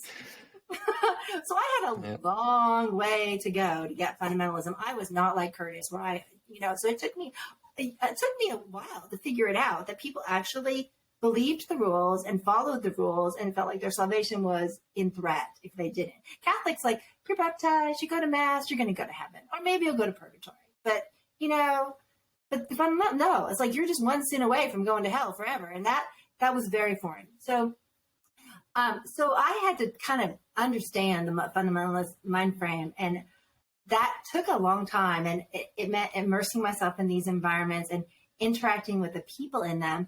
And that was really interesting too, because they were just kind of regular people, but they had these just very oppressive beliefs that were harmful and illogical, but they were also just regular people. So I was kind of constantly trying to process that and figure out how someone who seems like a reasonable person could walk around this museum and think that the earth is only 6,000 years old and that humans, roamed with the dinosaurs and that, Cain married his sister. I mean, and they believed that. They truly believed it. And it was strange. So it was just, I had to accept it, though. It was true. The proof was in front of me. I saw people who were literally doing that. So I had to believe that in fact, they did think those things that were illogical. So that was hard and very uncomfortable and tense. And the Exodus conference was really hard. So Exodus doesn't exist anymore, but it's a big conversion therapy organization. And this was the yearly conference, and that attracted gay people who were trying to change, and then parents of gay kids, and then wives of gay husbands. Those were the three tracks of folks that went to that conference. And so that was quite something to immerse myself in. I'm going to tell a real quick story here because for some reason, whenever you were talking about all this, about the people, just kind of the views of the church and stuff, it reminded me of a story. And I think a lot of gay people that are born in the Bible Belt and experience that fundamentalist religion do. And it's a comical thing to think about. But And I found myself doing it. And that's why I was laughing whenever my friend came up to me and he's like, I lost you for like 5 minutes. And he said, and I was so scared that the rapture had happened. Like, and the thing is like, that is a legitimate thing that a lot of us still deal with. And I even catch myself, like, whenever, like, I can't find somebody that, you know, I know that's a good person, that's spiritual and all that, I will be like, oh my God, I got left behind, you know, like you have this, like, but a lot of that is, even with gay people today, you know, that they, even though we don't consider it a sin or even something like that, but it's something that's like always in the back of our mind, is this like idea that we're going to get left behind, you know, like we're going to get, you know, and that's something that's so hard to work through. But I loved your story of the, you know, the Catholics and how they just, you know, kind of ignore certain things. But it seemed to me Exodus kind of reframed homosexuality in the sense that they kind of did that and like said that it was the same as lying or the same as any other host of other things that are considered sins. It was not on an elevated level. So my question, you've gone to this conference and you talked to these people. Do you think that, you know, the recasting in that way, that things like the Exodus program cause it to be a greater or lesser amount of time for those individuals to accept their sexuality as unchangeable? Oh, in terms of the people I interviewed who had engaged in conversion programs, it seems like for the most part, it took them longer to come out and to accept themselves for who they were. It made it worse. There was one or two people who appreciated the ex-gay programs as kind of an intermediate limbo space to kind of figure things out as they were on their journey. But really, they mostly caused harm. And in fact, when I teach about it, I remember in particular one student who was raised Christian fundamentalist in Louisville, like you, and she was so critical of it all. And I would play like examples of like a preacher doing like kind of spitting awfulness. And then I played the keynote from Alan Chambers at that conference. And she actually thought the Alan Chambers keynote, which was much more loving and kind in its language, was much more harmful than the you know, virulent preacher, because it was more seductive and it kind of coded the problem in a way that trapped people. So she thought that was actually worse. And I mean, I would definitely agree. I think that a lot of these types of programs, especially the more extreme, such as conversion therapy and stuff like that, it's definitely harmful to individuals. Something I experienced, and I'm going to talk about it just so in case other people are having these same type of things, is even if you don't go through a conversion therapy or if you don't go to one of these programs, a lot of us that were born and raised in the Bible Belt, we still do certain things to try to force ourselves to be straight. You know, you hear constant stories of gay men that know they're gay, that date women and stuff like that. And, you know, I tried that up until I was 20 years old, you know, so and what I found was obviously nothing worked. It was not meant to be long-term. I could not develop that connection. But I would say for those of you out there doing this, watch for the signs that you're doing to kind of force yourself through those scenarios. So for instance, and I'll tell kind of a funny story. In college, I had a girlfriend and like, you know, she wanted to make out and stuff, and I did not want to make out and stuff. But I did, you know, because that was like, I've got to do this. She's my girlfriend, you know, type of thing. And I would find myself like playing music like David Archuleta or somebody that I was attracted to as like a musician or something like that to help myself get through those moments. So I just want to say, if you're out there doing things like that, then here's probably your sign that it's not going to work out. Anyway, I just kind of want to tell that story because, like I said, even if you don't go to those kind of camps or things, watch doing it to yourself, because a lot of times we are doing it to ourselves. So, you talk about that the fundamentalists and stuff, they believe that all LGBTQ people are inherently flawed, and that you found that in order to kind of participate in these clubs, that the gays had to participate in their own oppression in order to be accepted and stuff. Yet, I will ask, some of the older LGBTQ individuals still took part in these programs, not by force, but by choice. What did you find as the major motivational factors from these individuals joining these programs? Was it more social acceptance, like fear from hell, or something else entirely? I think it was internalized homophobia. It was familial acceptance, and it was this deep fear that they would go to hell, that God would not love them for being gay, and that they were damned, that their salvation was at stake. Let's talk about internalized homophobia. Can you describe what that is to our viewers? Kind of what are the signs?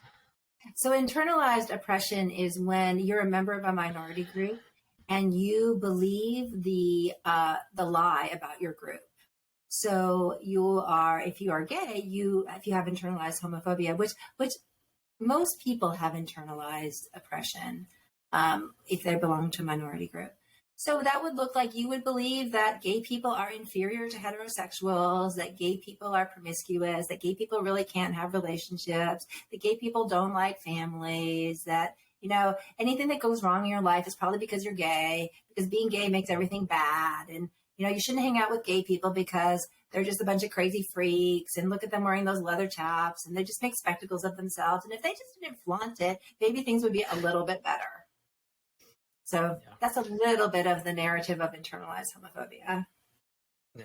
And I definitely think that that is probably the major cause of some of the things that we've seen in terms of gay on gay abuse, you know, right, is internalized homophobia within our communities.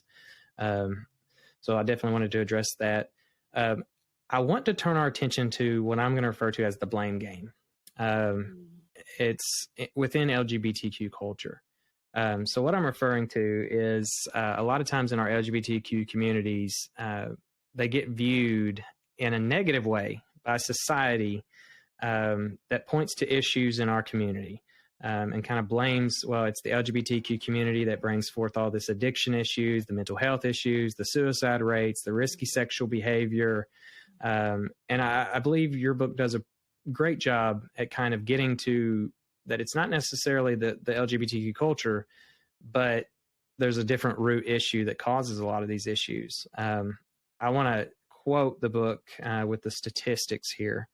And you state that those youth whose family responded negatively to their sexuality were 8.4 times more likely to report attempting suicide, 5.9 more times likely to be depressed, 3.4 times more likely to use illegal drugs, and 3.4 times more likely to report engaging in risky sexual practices. And I'm sure those numbers have probably changed and progressed. But my question to you is, with this idea of LGBTQ people in our own magazines, I see where there's articles written blaming the community for those things. How do we combat that so that we can address the actual concern of the underlying cause, which is being rejected by the churches and those kind of the traumatic experiences? Well, I'm going to put on my sociological hat for a minute and distinguish between the individual level and the institutional level. So in American society, we're really socialized into an individualistic view of the world, that everything is a result of our individual choices and actions. And that's why things happen the way they do. So if something bad happens because I did something bad, and if something good happens because I'm so smart and wonderful, I made it happen. We look at it from an institutional level, though, we see that certain groups have advantages that other groups don't have, and certain groups are disadvantaged. So if you keep your eyes on the institutional level, on the social context, you just hear a totally different story about addiction and risky behavior. The problem is not individual bad choices by bad gay actors. The problem is homophobia, an institution that encourages families to reject and abuse their gay kids. Of course, that's going to cause them to have addiction issues. If your mom is going to kick you out of the house and not love you because you're gay. That's what's causing you to have addiction issues, not your same-sex attractions. So the more that we can focus on the institutional problem and let ourselves off the hook as individuals and be loving to ourselves and one another, the more we'll thrive. Yeah, I agree completely. And I think it's so important for us to make those logical comparisons. And I think we are seeing, I just want to address it because I think we're seeing a total lack of it when it comes to a lot of articles being written about our community by our own community members. We are saying, you know, well, if the LGBTQ culture would, you know, get rid of the drug addicts or, you know, and that we're causing this by the bar scenes and all this kind of stuff. And in reality, you've got to utilize logic to realize that those kind of things are being caused by something that's much more rooted in people's pasts, and they're dealing with their own traumatic experiences and stuff through those things. I just think as a community, we need to do a lot better job of displaying that versus blaming ourselves, because we're very good about blaming ourselves, especially in the Bible Belt. So, can I share Peter's story? Because that's a really good illustration of all of that, if you don't mind. Sure. So he was someone I interviewed who, when I end an interview, I'm like, well, is there anything that I didn't ask you about you want to know? And usually everyone says no. But he had a big story. And his story was about the first time he got together with a man. And he was older. I can't remember. I think he was in his 20s. And he had never been with a guy. And he never, been to a gay bar. So he's like, I'm going to go to a gay bar and I'm going to have sex. I'm not going to be a virgin anymore. And this was probably some 30 years ago. And so so it's a little bit, the gay bars are a lot of fun, but it can be a little intimidating, maybe your first time going, especially. Right. And I know now there's a lot fewer gay bars than there used to be. But anyway, gay bars often don't have a lot of signage. So sometimes it's even hard to find them because, again, the signage alerts people, can attract people who might want to do harm. So it can be hard to find the bar. They're dark. They're like necessarily in the best part of town. So anyway, Peter gets to the bar. He goes to the bar. And then he ends up getting picked up by a hustler who takes him out to a field and tries to get money from him and for drugs, and then has like this kind of awful sexual experience, which was his first sexual experience with a man. And then he left that experience just feeling terrible about himself. Like he failed. He was a bad gay man. He can't do anything right. Being gay is like, you're going to end up like, you're going to be picked up by prostitutes and hustled for drugs. And it's like, that's not the story. Like, okay, so arguably Right. that was a risky sexual behavior, but why did that happen? That didn't happen because Peter made a bad choice. That happened because he couldn't bring his boyfriend home for Thanksgiving dinner and go to prom. Exactly. Like, it happened because the culture didn't let it happen, not because he made a bad choice. So the saddest part of that story was that he blamed himself and not the system that didn't allow him to grow and experience things when he should have. Yeah, that's exactly right to that story. I think it's amazing to me just in my lifetime to see the progress, kind of like even the bars themselves in terms of accepting kind of we oppress ourselves. For instance, whenever I first started going to gay bars, you couldn't use a credit card. You couldn't use a debit card. It was cash only. And the reason for that is because people didn't want to be able to be traced. They didn't want anything to show up that they were at a gay bar. So everything was cash only. Now, obviously, we've progressed since then, but it's just, to me, it's really interesting to see that dynamic that even in our gay communities, in our bars that were covered wall to wall, you couldn't see through the windows type of thing, that even inside, you couldn't use your credit card because it might get traced back to you. So I definitely think Peter's story is perfect. And also, if you think about this always strikes me because I just read the biography of one of the biographies of Harvey Milk that was written in the 80s. And it just is not very many years ago that you would get arrested in police stings. Like in my lifetime, that happened. That's not that long ago. I mean, to a 17-year-old, that seems like a long time ago. But that 17-year-old knows 65-year-old people who grew up where gay people were literally getting arrested by police. Yeah. So it's been a lot of change in kind of a short time. Yeah. One of our past guests that we just had on recently talked about how they would mark the tires on cars for the people that were near the gay bars and things like that, even in Louisville, So definitely things have changed, but it's so important to remember, where we came from, in regards to that. I want to allow one opportunity just to kind of allow you to expand on any research. Obviously, this interview is actually taking place the day after Respective Marriage Act was signed by President Biden. So that's a big deal in our news right now. The book was actually published prior to gay marriage even being, allowed across the United States. So I want to ask, how has the progression since, writing the book been with the federal laws? And how has that changed the expectations of coming out in the Bible Belt? Well, I didn't expect their marriage equality decision to happen in 2015. I was really surprised. Yeah. I thought it would be much longer, especially after I had immersed myself in fundamentalist culture and realized what they thought. So I was surprised and overjoyed. And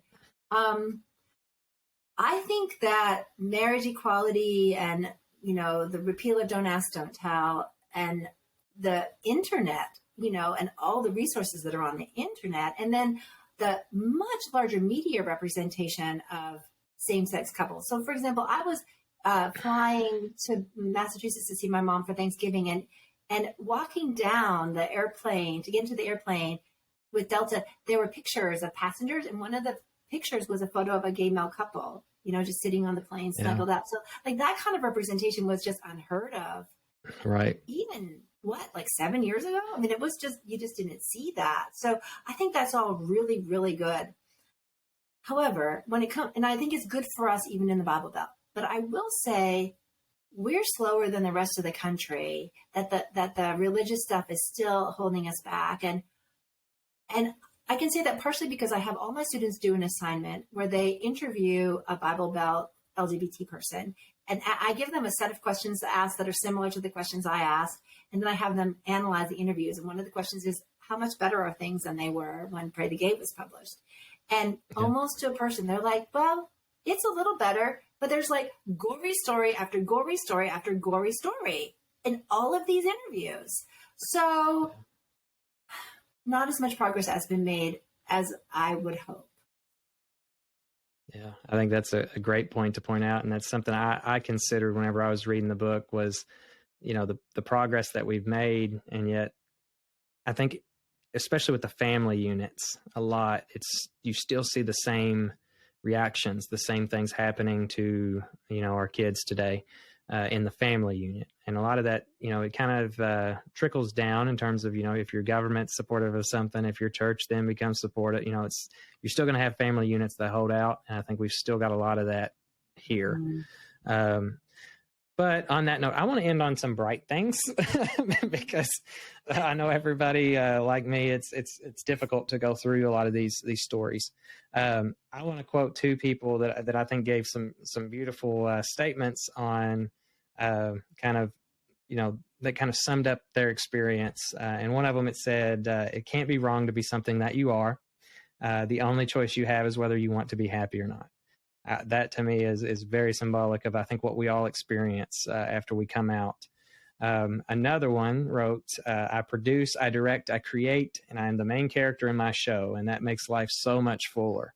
And so I definitely want to encourage everybody out there to take something from that and start creating your life and be full, as to who you are truly to yourself. But I obviously have to end this interview with a question, the final question for you. And it's one that you should be well prepared for because you've asked it so many times. And that is, what do you like about being gay? Yeah, that's one of the last chapters in my book is that I ask folks what they like about being gay because, we're told so many terrible things. I like so much about being gay. Where should I start? I like the fact that I don't have to be in a heterosexual relationship with a man. Not that men are terrible, but in a patriarchal society, it's like you deal with a lot of shit when you're a woman and in a heterosexual, all that patriarchy shit is absolutely exhausting. It's enough to deal with it as a woman in the world. At least I don't have to deal with it in my house. So I love being being free of all that. I also love being a member of the queer community. I feel like I fit there. I feel a sense of belonging and connection. I feel like I get to be my authentic self among queer people. I think that we're playful and we're creative, and we have, different ways of perceiving the world that are incredibly valuable, and in different ways of managing power that I find fascinating. So I like all of that very much. So those are some of the off the top of my head thoughts about what I like about being queer. Yeah, I absolutely love that chapter, with everybody kind of giving their own opinions of what they loved, after, and that is so true. We deal with all these traumatic stories, but in reality, none of us would go back in the closet, like we would not do that. We are so much happier and fuller as individuals. And so that's the message I want to get out, especially to any rural individuals that are dealing with the closet currently. And dealing with the fact of, potentially coming out in the new year. We are all, it can be a difficult journey, very difficult, but I don't think any of us would change it in terms of we are happier now than could have ever been by remaining in that closet. So I just want to say again, thank you so much for spending so much time with us. This is one of our longest, most important interviews I think we've ever done. And again, for those of you out there, it's Pray the Gay Away. It's all about the extraordinary lives of Bible Belt gays. This is Bernadette Barton, who wrote this book and spent a lot of time and research on it. So go out there and read it. I will again caution you, if you are experiencing some traumatic things, this is a book that you want to maybe wait for the appropriate time to read it. So thank you again so much for being a part of this show. Thank you for having me on the show. It's been really a wonderful conversation we've had. Well, folks, that's all the time we have for today. Don't forget to come on back now. I know we all love a little vibration, so if you are not already, go ahead and subscribe to this podcast. And we will surprise you on occasion with a new release vibration in your pocket. But in the meantime, if you find yourself alone or crossing new horizons along the rainbow trail, and you need a friend or even a laugh to get you through those dark and stormy nights, holler on out to us at www.weatheringrainbows.com, where you can find shelter in the blogs, videos, and other episodes that will hopefully keep you out of a whole heap of trouble. So until next time, y'all, giddy up, be true to yourself, and make the best of life. And wherever the wild tracks may lead you, may the rainbow always touch your shoulder.